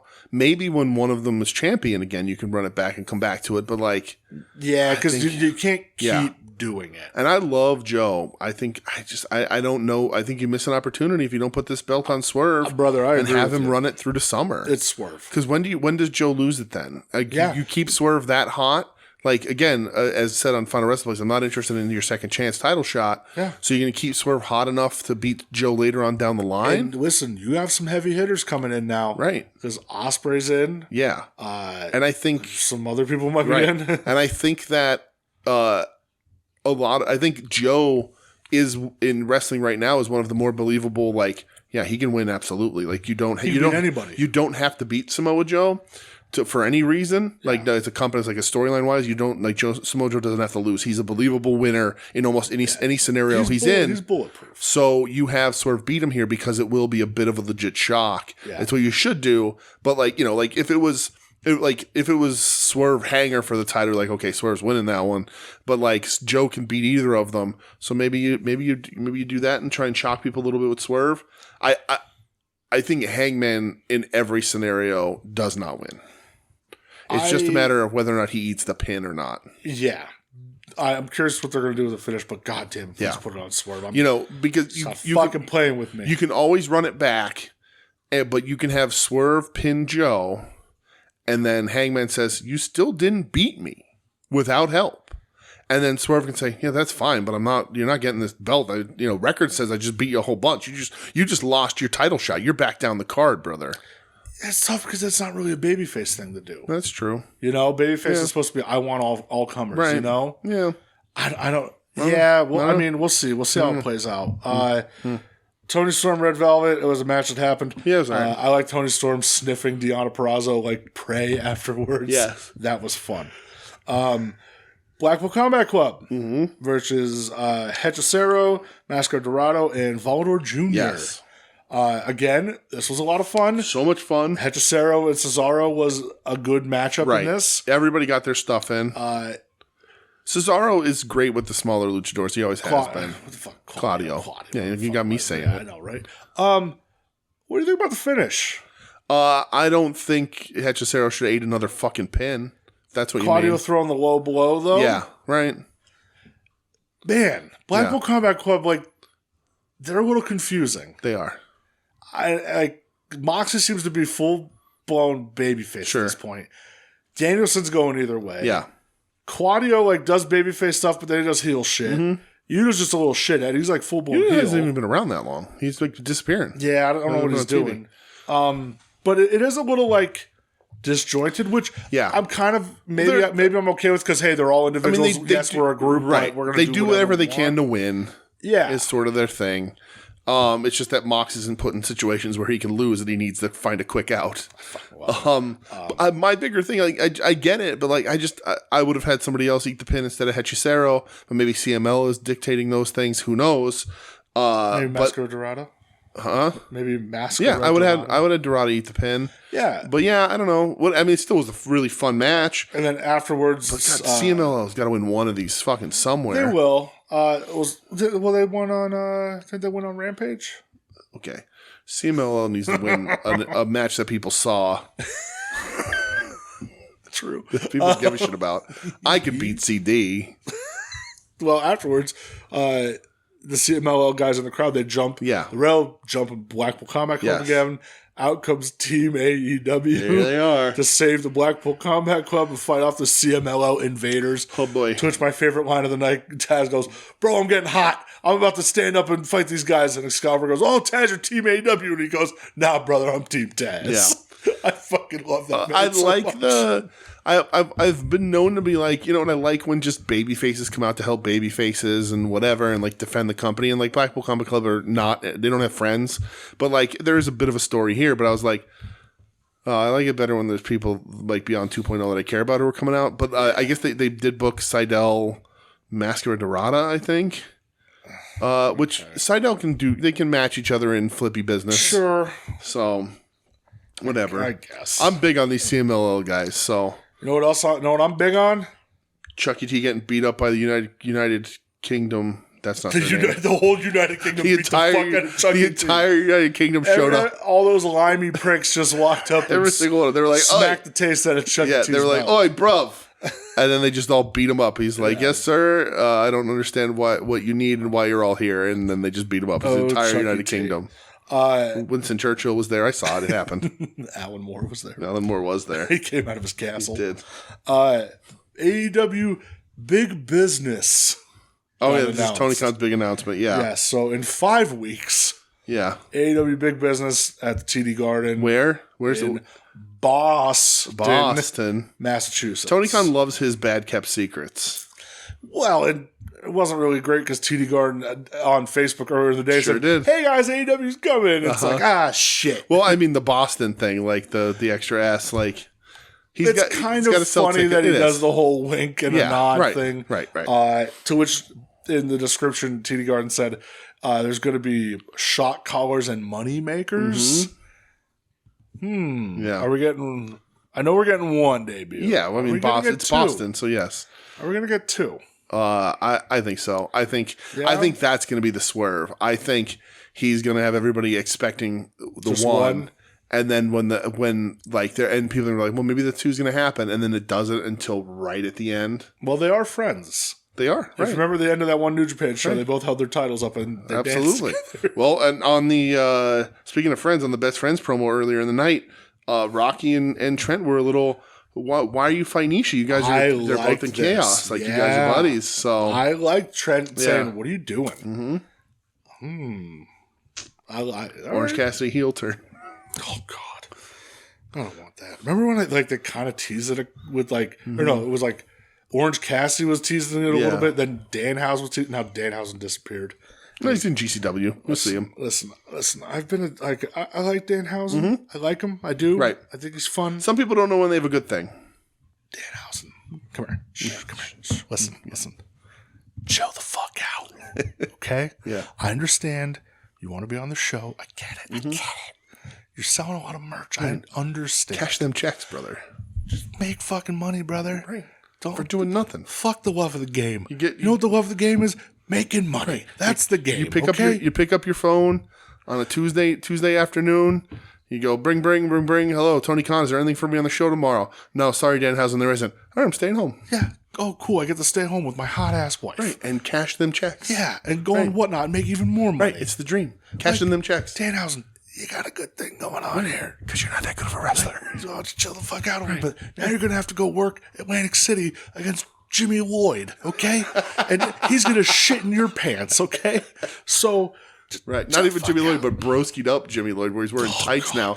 So the poop could fall right out of the pants now. You get extra special. That's why he's doing it. Yeah, you see the extra special. See the load hanging down the back of them. Did you one-legged shorts. Did you see the clip of Broski versus Nemeth from GCW? No. So in the beginning, listen, Broski's he makes me giggle sometimes. He goes to Nemeth and goes, "Listen here, I ain't gonna have no part timers coming into my ring in my company." He goes, "Why don't you just lay down and let me finish my story, bro?" Oh. And he goes, "What do you think you are, The Rock?" I was like, all right, that was objectively there you fun. go. Well, and Nick Nemeth, we didn't talk about this in news, but cast supposedly as Ricky Thunder in the adaptation of the Kyle Starks book. Comics, I know that now. Comics and wrestling colliding. I got in. You did. I got in. Right before, barely, right under the wire on that one. I've had a very tumultuous comic week. Mm-hmm. I've read Dark Knight fucking 2 or Dark Knight Strikes Back. Yes. Piece of shit book. Right. Fuck, that was not good. And then God Country made me cry. And then this got announced. I was like, fuck yeah. See, you're on the ground floor. Yeah. This is cool. I feel important. You're one of us now. One of us. Yeah. One. I haven't been officially anointed a long box hero. No, but you are a webhead. You're a Madam Webhead. So day one. that's all that matters. Aren't Aren't we all, Madam? We're just born. You know, we don't get to choose to be Madam Webheads. We're just born into that station in life. Takeshi to Chris All the little webheads around the world. Yeah. We have to talk about this one? Takeshi to Rocks, you should have beat him in 5 minutes. Yep. I'm fucking sick of Chris Jericho. I'll say this outright. Just go away. Fuck Chris Jericho. I'm done. I'm 100% done. Yeah. This should have been a dog walk to make Jericho got his fucking win in DDT, where he should have lost there because it's not his fucking promotion. And then here he has this fucking competitive match where he books himself like he's Hulk Hogan, just infinite comebacks. And then they do the fucking arm raise where it comes up on the 3. That cuts the impact. Yeah. Him dragging you into the ring and getting you anyway. Okay, you submitted him with the Boston Crab. Whoopity-doo. Better doing it on the first one. Yep. After he took a screwdriver shot to the head. Yep. Right. It's insane. Yeah. Jericho's fucking delusional. I understand he has the biggest contract in that fucking company, so Tony Khan feels he needs to use him. It's time to go away. He's got political pull. Go away. This is pretty much the final straw for me. Because Takeshita, what they had with Takeshita was something you do not often get, and they have ruined it doing this shit with Jericho. Like, the Callis family means fucking nothing. Yeah. Hobbs in another thing that is dying a death on Yep. a vine. This time because of Chris Jericho. Yep. And this stunk. I know. I said in the Discord last time, like, please end this fucking feud. He's doing lion salts. He's doing this is doing nobody any favors at this point. None. And he must have not ate all week to get his fucking belly down from the fucking cruise. Yeah, dude. It's just done. Disaster. I saw somebody say, like, Garbage. The Jericho rub is not a thing at this point. Nope. What are you getting out of working with him now? He's slowly killed that rub since day one in AEW. It just took a long time. But now he's just actively murdering it. Yeah.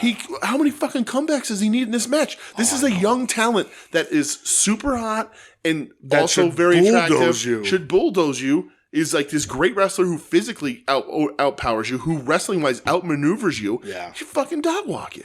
But instead, Jericho's like, no, I'm unbeatable, I guess. Yeah, I don't know. Maybe it was Meltzer who kind of even hinted at it a little bit, saying, like, I don't really know what the point is. Jericho, here. every match Jericho does, he goes, well, what are you going to do to keep me strong, brother? Yeah, dude, when he raised his hand on the 3 drops, I got so mad.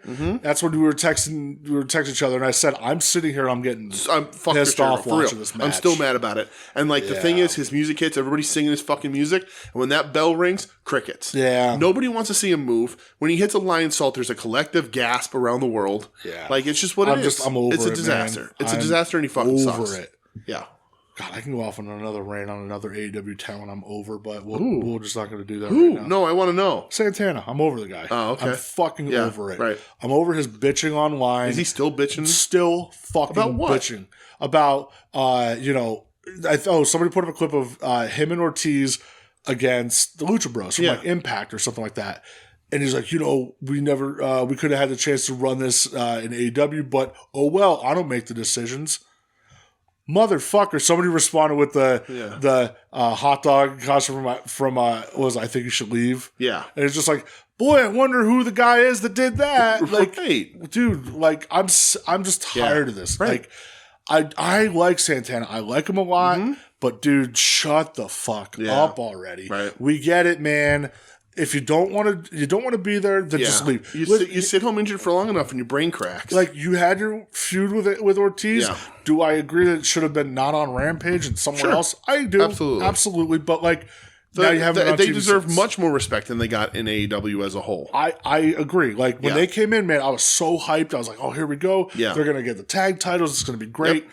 They never did. Yeah. But shut up. Right. Shut up, man. For your career, you could not make it work with Ortiz for whatever reason. Right. I don't know who's the fault. I'm not going to try to guess. Sure. But, dude, shut up already. If you just go to fucking Tony Khan, ask for your release then. You know? Right. I get it, man. You're House of Glory champion, whatever the fuck that means to anybody at this point. Yeah. But, like, enough. Just enough of the bitching. Sit the fuck home like Miro's doing. Right. Haven't heard about him since the pay-per-view. Nope. Which is fine. Sit home. Go away. I don't care anymore. Absolutely. Just enough. I'm fucking done with it. AEW has enough people that want to be there that put on good matches now. And guess what, buddy? You got some heavy fucking hitters coming in. Yep. Now your places, you're not. Right. It's going to get even more slim. Yep. So, absolutely. Sorry, dude. You don't want to do business, then that's on you. Yep. Main event for the tag titles. Yes. Sting and Darby Allin against Big Bill and Ricky Starks. Listen, man, this fucking rocked. I thought everybody in this match was so good. Big fucking Bill. Big Bill's awesome, dude. Like, and those goddamn mint Tims. Right? That dude, Taz got obsessed with. He was fucking incredible in this match.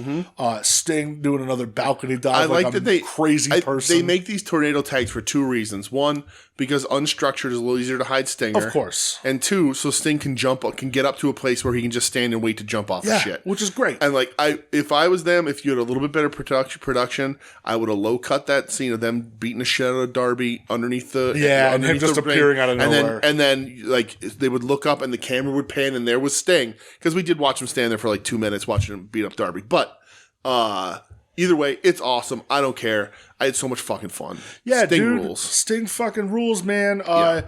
Darby doing that like crazy meteor on Bill through the apron through the table on the outside. I'll tell you what. I loved a little bit of touch of Ricky Starks at the end going for that spear and kind of looking like, fuck, I don't want to do this. You know, like, shit, that's Sting. Sting's last run. I actually respect this guy and I don't want to do this. But then when he saw Sting fire up, he said, fuck it, I'm doing it. Right. Sting ends up catching him. 1, 2, 3. Fuck yeah. New champs. This is sick. Sting wasn't in any physical danger beyond the physical danger he put himself in. Yeah, Sting and his fucking crazy giant children that look just like him. They look like the Creed brothers. Somebody said one looks like the Bulldog, one looks like Bret Hart. It's insane. Yeah. Why aren't they wrestlers? Well, maybe because Sting was like That's true. smart. Don't He's like, be a wrestler. don't get involved in this. Right. Even though I think it was Rick Rude's kids that I saw, they should have been wrestlers Yeah. too. Tell you what, man. Young Bucks jump them. Yeah. Young Bucks are wearing the all white suits. Yep. Darby hits a fucking gusher. Oh, gross. Great. Michelle gusher. was watching. She was out. Like she went out for dinner and she came home and this was on.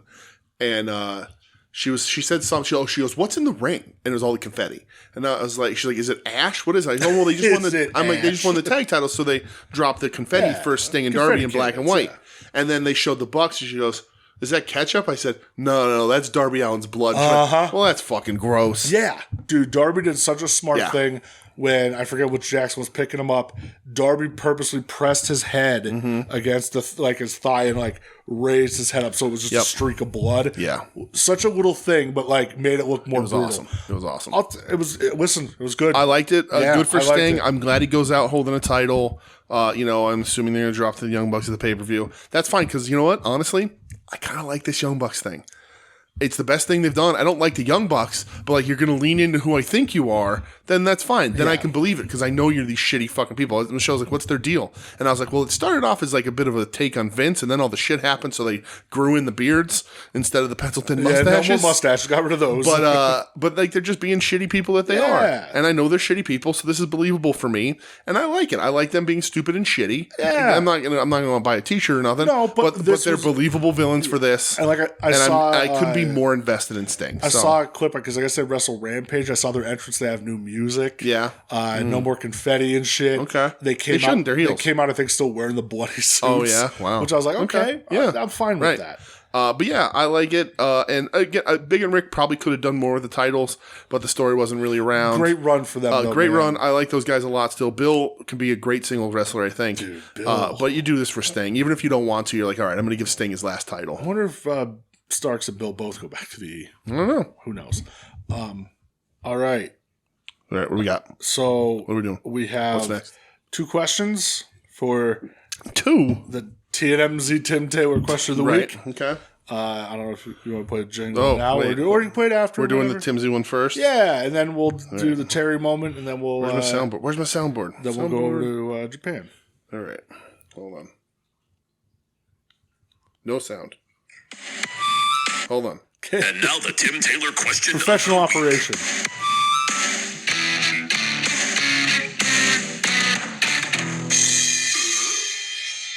You know, every time Joe Sposto's internet doesn't work on at odds, and I'm like, just what are you doing? And now I do that. And I'm like, I'm an idiot too. Sorry. All right. Sorry, Joe. No idiots. So we have 2 questions. Okay. One, not both from Timsy. No, one is from Mr. Dave Howard. Okay. I would say Howard the Dave, but he deactivated his Twitter. So, good for him. Yeah, we had a nice talk about it. I'm getting close to that. Mine's still fine. So he said, this is a question. I know I'm no Timsy or M of TNMZ, but I have a question. Who is the best no-seller of all time? Bad Terry and Warrior come to mind, but I think Sting's no-sell and flex beat the finger wag or rope shake. So, DJ, who is your favorite no-seller I read this question of all time? This is tough. Because here's the thing, there is sort of an aspect of Gary fighting. Goodridge in that pride fight. That's true. That is the best. But there's an edge in Japanese wrestling, sort of fighting spirit of no selling, but I'm not going to count that because that fits in the story. He's talking sort of the Hogan-esque kind of stuff. And I do, I'm of the age where I do like the Hogan, the U point and all that, and the stinging up, the stingering up. Yeah. Oh man, who else? Can't think of anybody else who really has done it. I'll give the man who probably did it more out of not knowing what the fuck he was doing as opposed to part of his act, the Ultimate Warrior. All right, so you're going with the Warrior. Just the Warrior, because it's not so like when Hogan or Sting does it, it's like I'm taking the pain and it's going to help me persevere. When Warrior did it, he was just like ignoring the fact that he was in a match with another person. Like he'd be like getting hit and then like just warrioring up, doing that like running in place. Yeah, right. It's pretty badass. It's just a complete ignorance of like there's no like this is hurting me, but I'm powering through it. It is just complete, just not admitting that someone's hitting me. I'm going Warrior. All right, that's a good answer. I am going to go not anyone in particular, but I love a big guy no sell. Okay. I love some jobber on Saturday night trying to put it to Vader. Yeah. All right. And him just crushing you. Okay. You like them, that's you know, just running off the ropes, hitting like the shoulder block, and then bouncing off Vader. Yeah. Or him screaming no pain at them. So I'm probably going to go Vader. I'll go Vader. Yeah, that's a good I'm one. a Vader guy. You know what works, which is really funny, to I was talking with a friend of the show, Jenna, the other day. One of my favorite unintentional no-sells into a forced sell is, it's not wrestling, but it's kind of wrestling because he was a wrestler. It's when Miracle Crow Cup broke Bob Sapp's orbital bone. Ooh, I love that so much. Because Bob Sapp tries to act like that didn't hurt him, and then crumbles. Screaming. Yeah. It's amazing. So that's one of my favorite. Well, that was in K1, wasn't it? Yeah, it was a punch. It was a punch from Crow. It wasn't a kick. Oh, so fucking awesome. Yeah. All right, so you're going Warrior. I'm going Vader. All right, that's fair. And then I like it. I hope that helps, Dave. Yeah. Thanks for writing in, buddy. Yeah, love you. Yeah, you're the fucking man. Yeah, for real. Feel so bad about the Lions still. Yeah. He deactivated his Twitter after I made that Howard the Dave graphic for his banner. I see how it is. Wow. That little Shotsky there. That's fine. Whatever. So some people respect their friends, some people don't. That's all. Jeez. So here's the TNMZ. Yes, I got to play the thing again. Question of the week. No, so this comes from Tim. With the impending release of WWE 2K24. Yes. 2K24. What the fuck is that, Brett? 2K24. Tell me some of the original wrestlers you've created in previous wrestling video games. Do you have backstories for them? I already know your answer.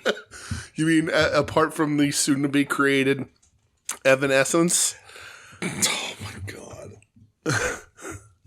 You should get 2K24 just for Evanescence. So, you want me to go first? The immortal Evanescence. So, the creative wrestler was like wildly important to wrestling experience when we were kids. Sure. It made a game so much better when you had that. Yeah. And I would always make the Japanese guys. Yep. You'd make the ECW guys.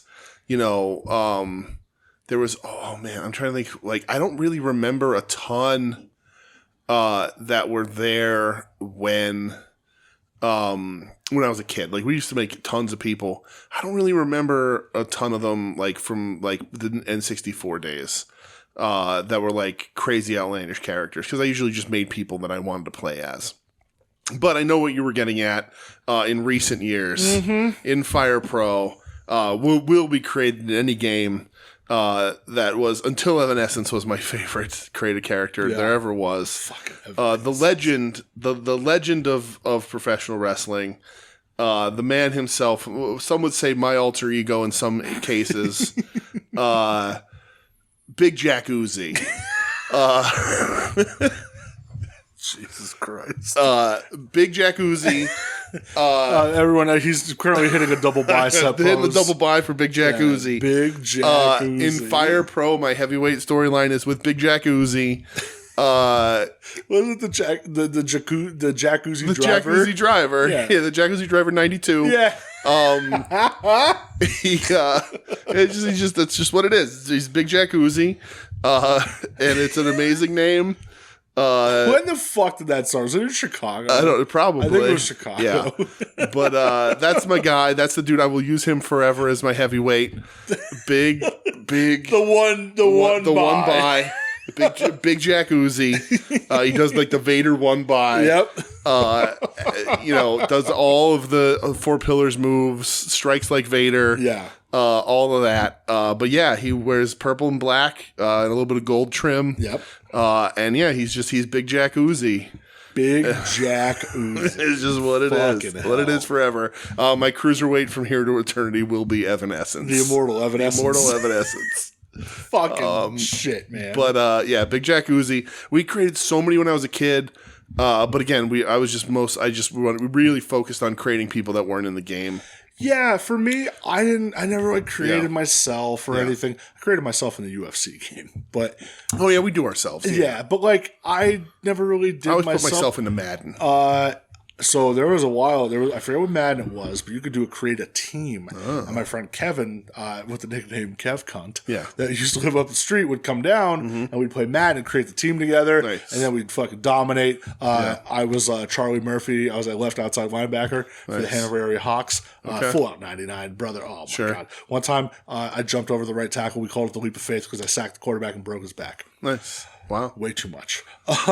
Wrestling games, I never created I never had I don't know, my mind just didn't work. Sure. My mind wasn't creative for that. Right. What I did do, before community creations to all you fucking, I feel I sound like a tape trader right now. You just go on the internet and find it. I used to sit on I think it was SmackDownHotel.com or SmackDown CAWs, whatever. And I would sit there for the formulas that they would put up to create wrestlers. Some had preset movesets. Yep. Some didn't. I'd go through every little formula, every little color scheme. It took hours. When I got my 64, the first thing I did is when I put in I don't know if it was WrestleMania 2000 or whatever, and I made Taz. Yeah. I did it that way. I looked up a creative wrestler to get all the parameters. Dude. Did 4 outfits. I got the look. People here's the faces to use, here's the nose, here's the eyes, all that stuff. Yeah, that's what we did that when we were kids. That's how we created I had memory everybody. cards full. Yep, absolutely. I used to have an ECW memory card. Yeah. I would have a Japan memory card, every WCW, because if it was on SmackDown or something like that. Dude. Hours. We did. I had such a badass Rob Van Dam too. When we did ECW, we did we had fun athletic guys. We did. Fuck yeah. We did everybody. Did you have Puerto Ricano? Puerto Ricano. Yeah, of course. Well, I think he was in one of the games. Fuck yeah. But yeah. Hack Myers. Hack Myers. Absolutely. Fucking Shaw. But yeah, that was what we did. We wanted to play people because we were obviously watching those shows, but we wanted to be able to be whoever we could. So it would be Terry Funk and especially when you got you would have WCW versus the World. What was the PlayStation one? WCW versus the World was versus PlayStation. the World, where that had all the Japanese guys and whatever, but under different names. Yeah. Bad Blood, brother. Bad Blood, all Pukateka, Abysmo, all those guys, Super Unknown, all that shit. So we knew those guys were there. So then when you got a game that had created a wrestler, you were like, well, the movesets are here. Yeah, they're already here. Everybody's here. We can make it. We can do it really close. Yeah. And then you would look and be like, holy shit, the Burning Hammer's in this, or the whatever. Even if WWE Wrestling, they did that shit on purpose. So we would just make everybody we could possibly think of or find online. Yeah. But pure fantasy. Big Jack Uzi. Big Jack Uzi forever. Dude, listen, I love community creations. Yeah. It's fucking awesome. Yeah. When you were at my house playing, 2K22 or whatever, that Eddie Kingston, remember that Eddie Kingston on there? I remember you're playing and you're like, this is nuts. Yeah, it's crazy. They do so much with it. And I wish that they would do unlimited image spots, but they don't because I fill up and it fucking pisses me off when I get filled up. I filled up on Fire Pro, for God's sake. Right. Pissed me off. I need to do a Fire Pro revamping. I'm not going to do that. That'll take me I think about it all the time and I'm like, I just don't have the time. Yeah. I really don't have the time. I would have to wipe the game completely and just start over. I've never even finished story mode because it takes so fucking long. So I got to go in and do that so I can make Evanescence, but yeah. So all right, thank you for the questions, everyone. We Keep appreciate them coming. Y'all. So we're gonna go to Japan, but first, Terry Funk has a little bit of celebration in honor, of the big pig. Yes, Pig Daddy Cool. Pig Daddy Cool. In handling pig business. Damn right. This weekend and being robbed. But he got briefly to hold that 10 pounds of gold. Damn right. For my money, the greatest professional wrestling belt there ever was. While it was fleeting, Terry Funk has something to say in your honor. Here in the dressing room at Miami Beach at Convention Hall, I have with me now the new NWA World Heavyweight Champion, Terry Funk, the man who lived in the shadow of his brother for over 4 years, has finally achieved that pinnacle, the World Heavyweight Wrestling Championship. And may I just say congratulations. Thank you very much, Gordon. It's the proudest day of my life. Naturally, it is. Well, I might just say this, of course, that Jack Briscoe and the NWA, when they agreed to allow Terry Funk to substitute for his brother, Dory Funk Jr., Jack Briscoe also had a return clause in the contract saying that in the event he lost, you would meet him this coming Tuesday in Tampa at the Armory. Now, wait 1 second. I was under the assumption that I was going to go ahead and have the return match in Amarillo, Texas. No, the champion stated in the contract itself that he had his choice of locations. In Tampa, I've got to wrestle the man in a rematch in Tampa. That is exactly correct. Not Amarillo? No, sir. Well, I'll tell you one thing is I like the people of Florida. I love the people of Florida. But I'm countrified, and I'm Texas's pride. And first of all, I'm going to defend this belt for my mother's state of Texas. And I'll come down here and I'll wrestle a man in Tampa. And I'll tell you what, I intend on being something that Jack Briscoe never was. And that's an offensive champion, not a defensive champion, not the kind of champion that continues to run to the ropes constantly during the match like Briscoe has done. I'm going to go ahead and I'm going to take the fight to this man and prove to you people that I will be the finest champion that this world has ever seen in professional wrestling. Well, of course, at one point in the match when the referee was injured, he did have you pinned for easily a 5 count. I don't recall that at all. I don't recall that. Well, thank you so very much. There you have it, the new NWA World Heavyweight Wrestling Champion, Terry Funk.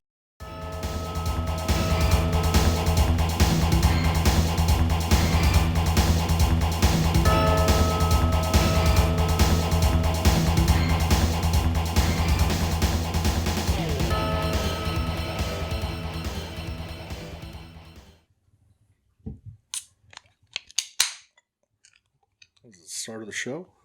No, it's just my third one. You're going to have a little drinky winky. A little bit. You're stacking them up over there. They're like 7% each. Not bad. Oh, chug it. It's like 2 beers. Chug it. No, don't do that.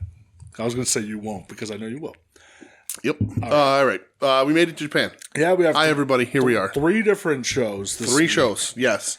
Not that Japan was popping off, but there was a little bit more. Popping off. Yeah, a little bit more. So where are we starting? What are we doing? What are we talking about? We'll Where are we start at? New Where's Japan. Rossy? Oh, Rossy. We'll start New Japan. New Japan. Road to New Beginning, Night 6. Night 6. You want to talk about a random fucking banger. Yes. Hanare versus Gabe Kidd. Yeah. So this was at Korakuen Hall. They brawled all throughout Korakuen Hall.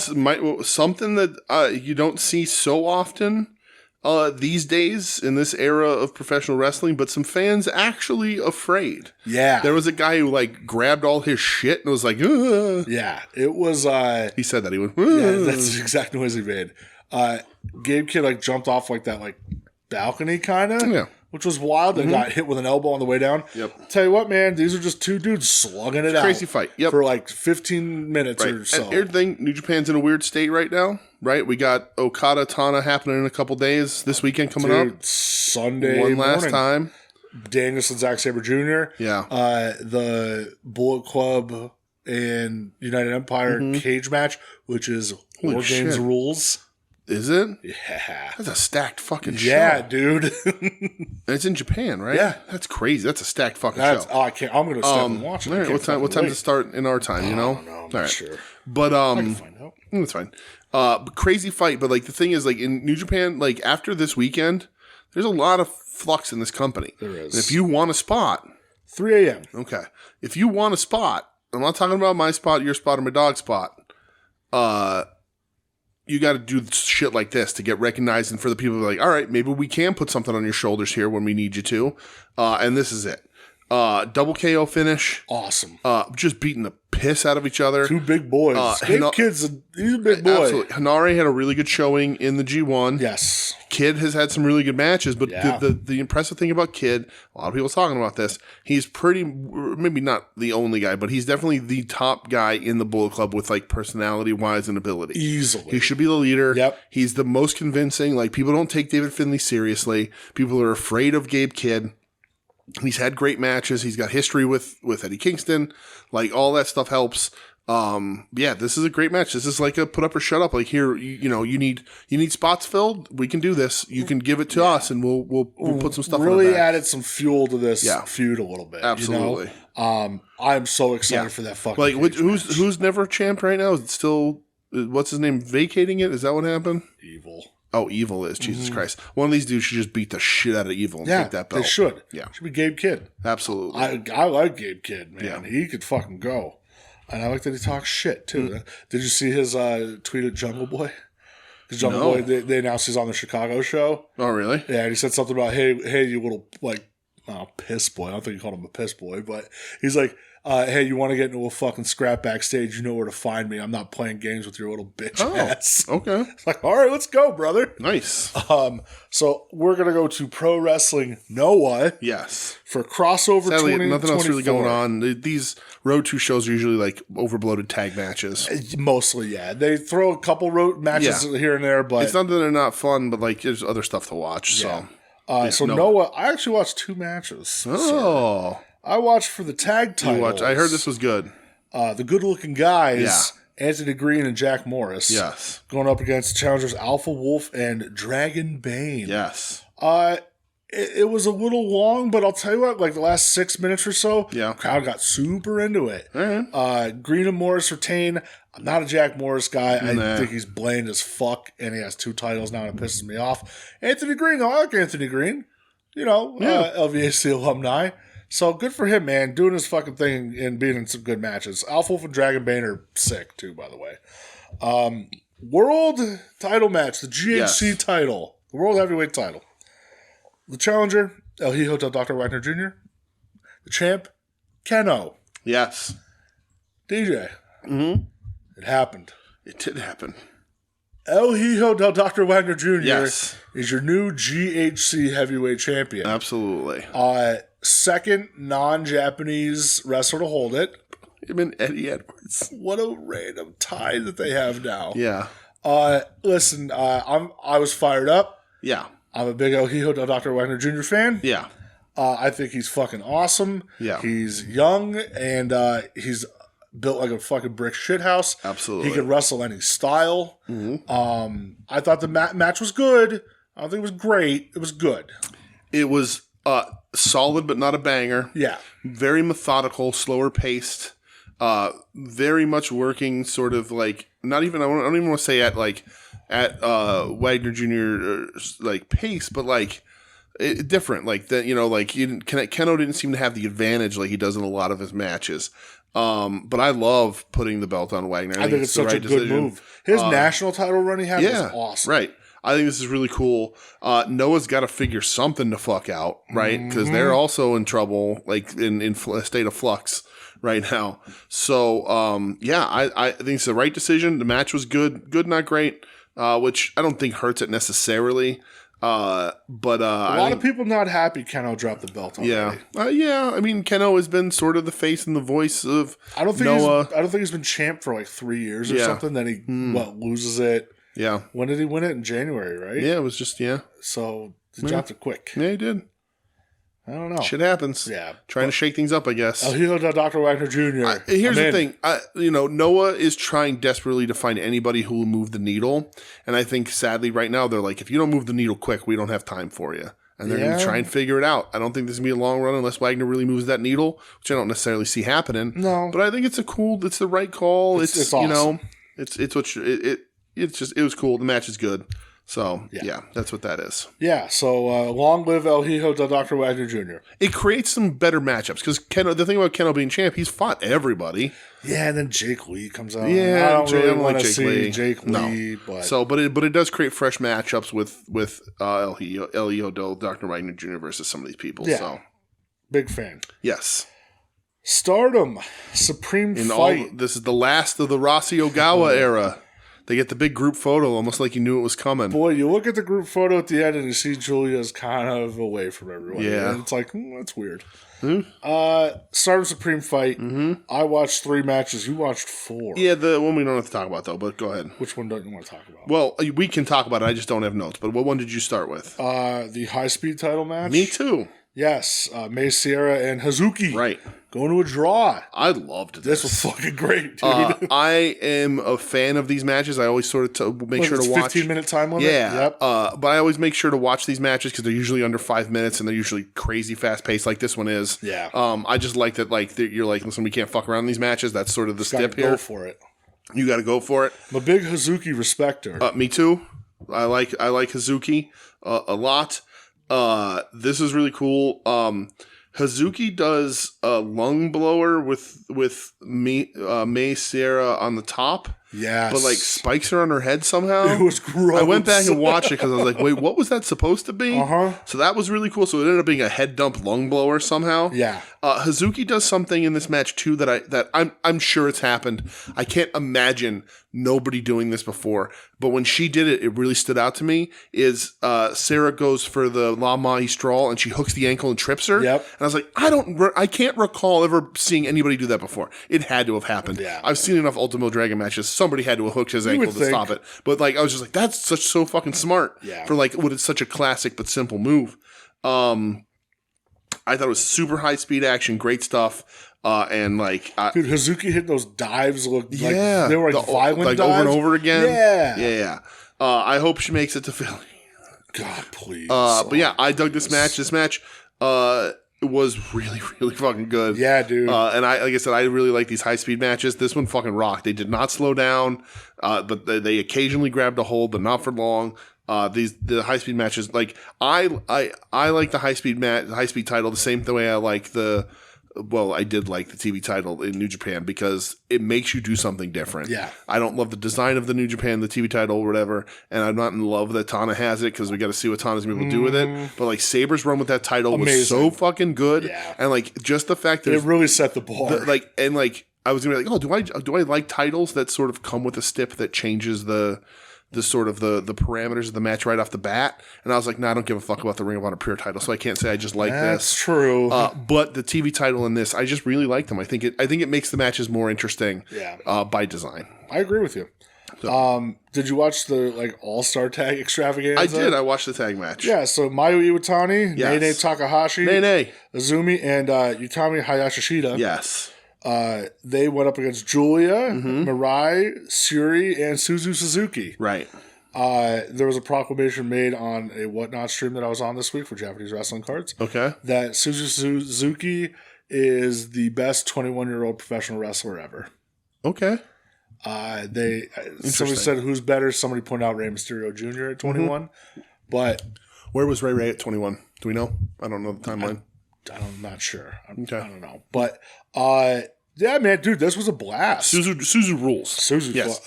This is awesome. Yeah. Thekla shows up in a power suit. Brother. Giving me power, I'll tell you that much. Brother. Has a little small stare down with Natsupoi. And then they were taking pictures together, and it was adorable. Yeah, well, because we are a couple of Natsu boys. Yeah. Natsu boys. Again, I hope all these people make it to Philadelphia. Dude, well, we know Julia ain't. Julia ain't, but that's fine. I know that, like, Tokyo Joshi Pro says there's, like, that meet and greet separate after the show there. I would love to get the opportunity to, like, confess my admiration for Natsupoi, even though she's injured. Hope maybe she travels. Probably not. Please, Utami Hayashishita stay. Right. Please, I need a mark pick. But this match rules. I loved Nene hitting the Indian Deathlock on Julia, and then Siri kept kicking her, trying to break it, but then she would just fall. And then afterwards, when Julia got up and she goes after Siri, she's like, "What are you doing? Like, that hurts me." Yeah. That was really cool. And then Mirai spiked herself from a head scissors from Azumi. Sure did. And I was like, well, that's an interesting way to take that head scissors. Just the dangerous head scissors, I guess. The sheer drop head scissors is what we're doing in Stardom now. Sure is. And then Suzuki takes Utami's moonsault to the face. Sure did. Right on the face, which happens a lot in wrestling. Right to the face. I'm all right with that. All weight to the face. This was a ton of fun. It was kind of a blast. I usually skip these. Like, I'm usually like, a little too much. So, and here's the problem is that for Stardom, because there's no English commentary, and really any of the promotions that I'm not super familiar with, and like we watch a lot of Stardom, but like I don't have a lot of their names hammered into my brain. Okay. So when I'm watching a big match like this, I'm like, okay, who's that's doing that cool thing? Okay. Who's this? So I got to I have to make sure I pay attention when they're all announced so that I can like differentiate who's who. And not for all of them. Like, I know Nene, I know Mayu, I know Julia, obviously. But, like, I would have a hard time picking, like, Mirai and Sayuri apart, but I know Suzuki. So it's you know, that's a little hindrance. Sometimes I'm like, I'm not going to watch this because it's going to be too much homework for me. But this was a lot of fun. I really like this a lot. They do announce, too, that Mayu Iwatani is defending the IWGP Women's title in a show in March for a New Japan show against Mina Shirakawa. Nice. You know Mina Shirakawa? Yeah. Yes. I remember. Respect her. Okay. What other match did you watch other than the main event? I watched the Starlight Kid sorority. Okay. That was the next one. I didn't watch that. So, it was good. Was that for the white belt? It was for the Wonder of Stardom title. Okay. Starlight Kid comes out in her entrance mask. That's a Liger mask with the Liger horns, but it's silver, so it looks like a Motorhead Snaggletooth mask. That's pretty sick. So that was rad. They trade this match trades rolling suplexes back and forth the whole time. There was like Starlight Kid does like the cross-legged Fisherman Buster, but she did it and rolled with it. So they did like Three Amigos rolling with it like 3 times. Then she does rolling tiger suplexes, and then Sayori matches with rolling Germans, and then wins with what I think was like a double chicken wing suplex. Okay. Crazy. Match was good. The other 2 were much better, but this one was still fun. I like this better than the main event. Cage Match disagrees, but Cage Match is what it is. It's not always right. But I like this one better. But the main event, Micah versus Saya Kamitani. Yeah, so this is Saya, is her return from when she got hurt in the 5-star Grand Prix. Remember that match where she did a dive and like dislocated her elbow or something? This is, I think, her return match. Yeah, I thought it was good. I didn't think it was great. Yeah. You know, I like Micah. Yeah. I hope Micah has a nice run with the World Stardom title, but it was good. Yeah. This show got me really excited. So the top of this card is fantastic. Yeah, got me really excited. We haven't been getting a lot of that. No. There's been some dips here and there. Tokyo Joshi Pro, while I love them, are a little inconsistent. But this Stardom, like this was those last 4 matches they're killers, man. They like live. I'd be so fucking happy. Yeah. And really, in Philly, where are we gonna get 5 matches? 6, maybe. Yeah, it's like a 2-hour show, so a lot of tags, I assume. Right. You know. So like, give me this quality, and I'll be grinning ear to ear. Obviously, they take the group picture at the end. Yes. Then Rossi's taken out on handcuffs on a stretcher. I was so excited, man. And then like that happened, and I got real bummed. Yeah.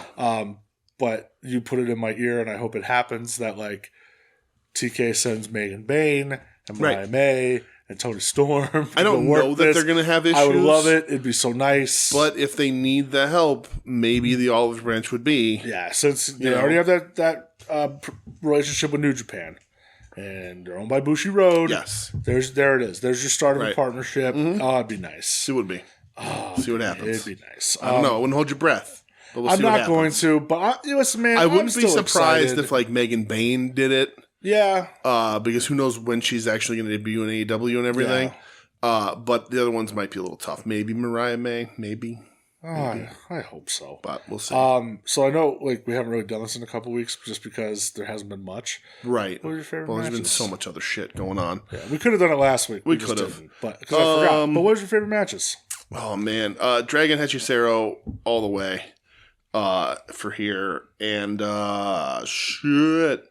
As much as I loved Hinare Kid, I really like that high-speed title match in Stardom. Fuck yeah. I really like that. Hinare Kid is much more my style of match, just guys throwing bombs at each other. But I really like this high-speed title match, and it is a title that even when they're bad, even when they're not rated high, I tend to watch them anyway because I know they're only going to be a couple minutes. Quick watch. So yeah, that's where I'm going to go. Those are my 2. I'm going Dragon Hechicero. I almost went Ilya Trick. Yeah. But yeah, it's definitely Dragon Hechicero just because it was fucking crazy. Right. Is it Dragon Hechicero? Uh-oh. Was that better than Swerve Hangman? Ooh. It's tough. I'm going Swerve Hangman. Okay. I'm going to go Swerve Hangman. I like it. Yeah. It's a great match. Going Swerve Hangman. And then, I'm going Hinare Gabe Kid. Nice. Because that was a fucking banger. Yeah. And absolutely. New Japan needed that. They did. Did you buy anything? We all needed that. Did I buy anything? Bought a couple DVDs. Ooh. Buy 2 get 1 free for like $4 each on eBay. Did I buy it? I did. I bought another thing, but I'm going to wait for it to come in to show it to you. I bid on a Terry Funk 1 of 100 and missed out. Yeah. But that, it breaks my heart, but it just, Hey. Not, set your limit. I understand. Right. I get it, brother. Much. I get it. But I was really hoping it jumped like $200 in the last 30 seconds. Disgusting. It was close though. No, that's it. Well, it's one thing, but I'm going to show it to you when it gets here. So I bought, because I put up like a 3-day pre-order. I bought the Jason Kelsey Funko Pop. Nice. Of him shirtless in sweatpants with beer in his hand screaming. Like it. Nice. I fucking love Jason Kelsey. Yeah. And I think proceeds were also getting donated to charity, which is always awesome. I'm still on the fence about buying something we were texting about. Okay. We'll talk off air. All right. But other than that, I didn't buy anything. Mm-hmm. So I'm, not... I was going to say, not that I'm saving my money for WrestleMania weekend, but, That's coming up. Yeah, it's 2 months away. Mm-hmm. So I would like to, have money to spend Yes, right, exactly. And I just don't... There's stuff I want, but I don't know. I'm like not in the mood to buy it right now. Mm-hmm. Plus, I've been buying a lot of fucking wrestling cards. Yeah. Brother, my Muto collection is insane. Oh, yeah. Oh, my God. I'm going to have to bring them up here so you can look at them. That's funny. It's ridiculous now. I have a good PC. Yeah. I'm in the card window now. Somebody in the what's personal collection.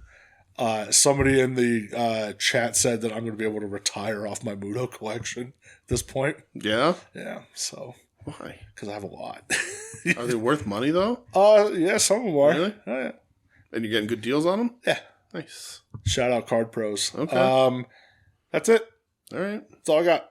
That's it. We're going to do the plugs and we're out of here. Mm-hmm. All right. Well, thanks for listening, everybody. This has been We Need Wrestling. You can find us online at We Need Wrestling on all the social medias.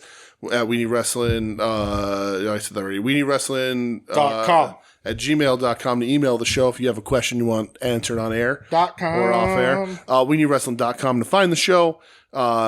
We are proud members of the soon-to-be-named network at STBN Network on social media. Soon-to-be-named-network.com, soon-to-be-named-network.tumblr.com. Us, Final Wrestling Place, At Odds with Wrestling, Longbox Heroes After Dark, our other show, Wings on Wings, Puzzle Warriors 3, Profane Arguments. Hayabusa has been teasing to make a comeback. Well, it might be under a new brand. Oh, well, cool. Nothing like having a brand for 3 shows. He'd rather burn out than fade away. I guess so. Is that it? I guess that's it, right? Is that everybody? That might as well be everybody. Yeah. All right. Well, that's it. We'll be back next week as long as the wrestling world stays standing. But we'll see. Big New Japan show, so we'll see what happens. Oh, I can't wait. But good fucking luck to the wrestling world this week. I don't know how much crazier it can get. You know what? Tomorrow's Friday, so who fucking knows? If any place can get crazier than it already is, it's professional wrestling. What an ending that was. Wow. You're listening to the soon-to-be-named network, the Lamborghini of podcast networks. Knock it off, nerds!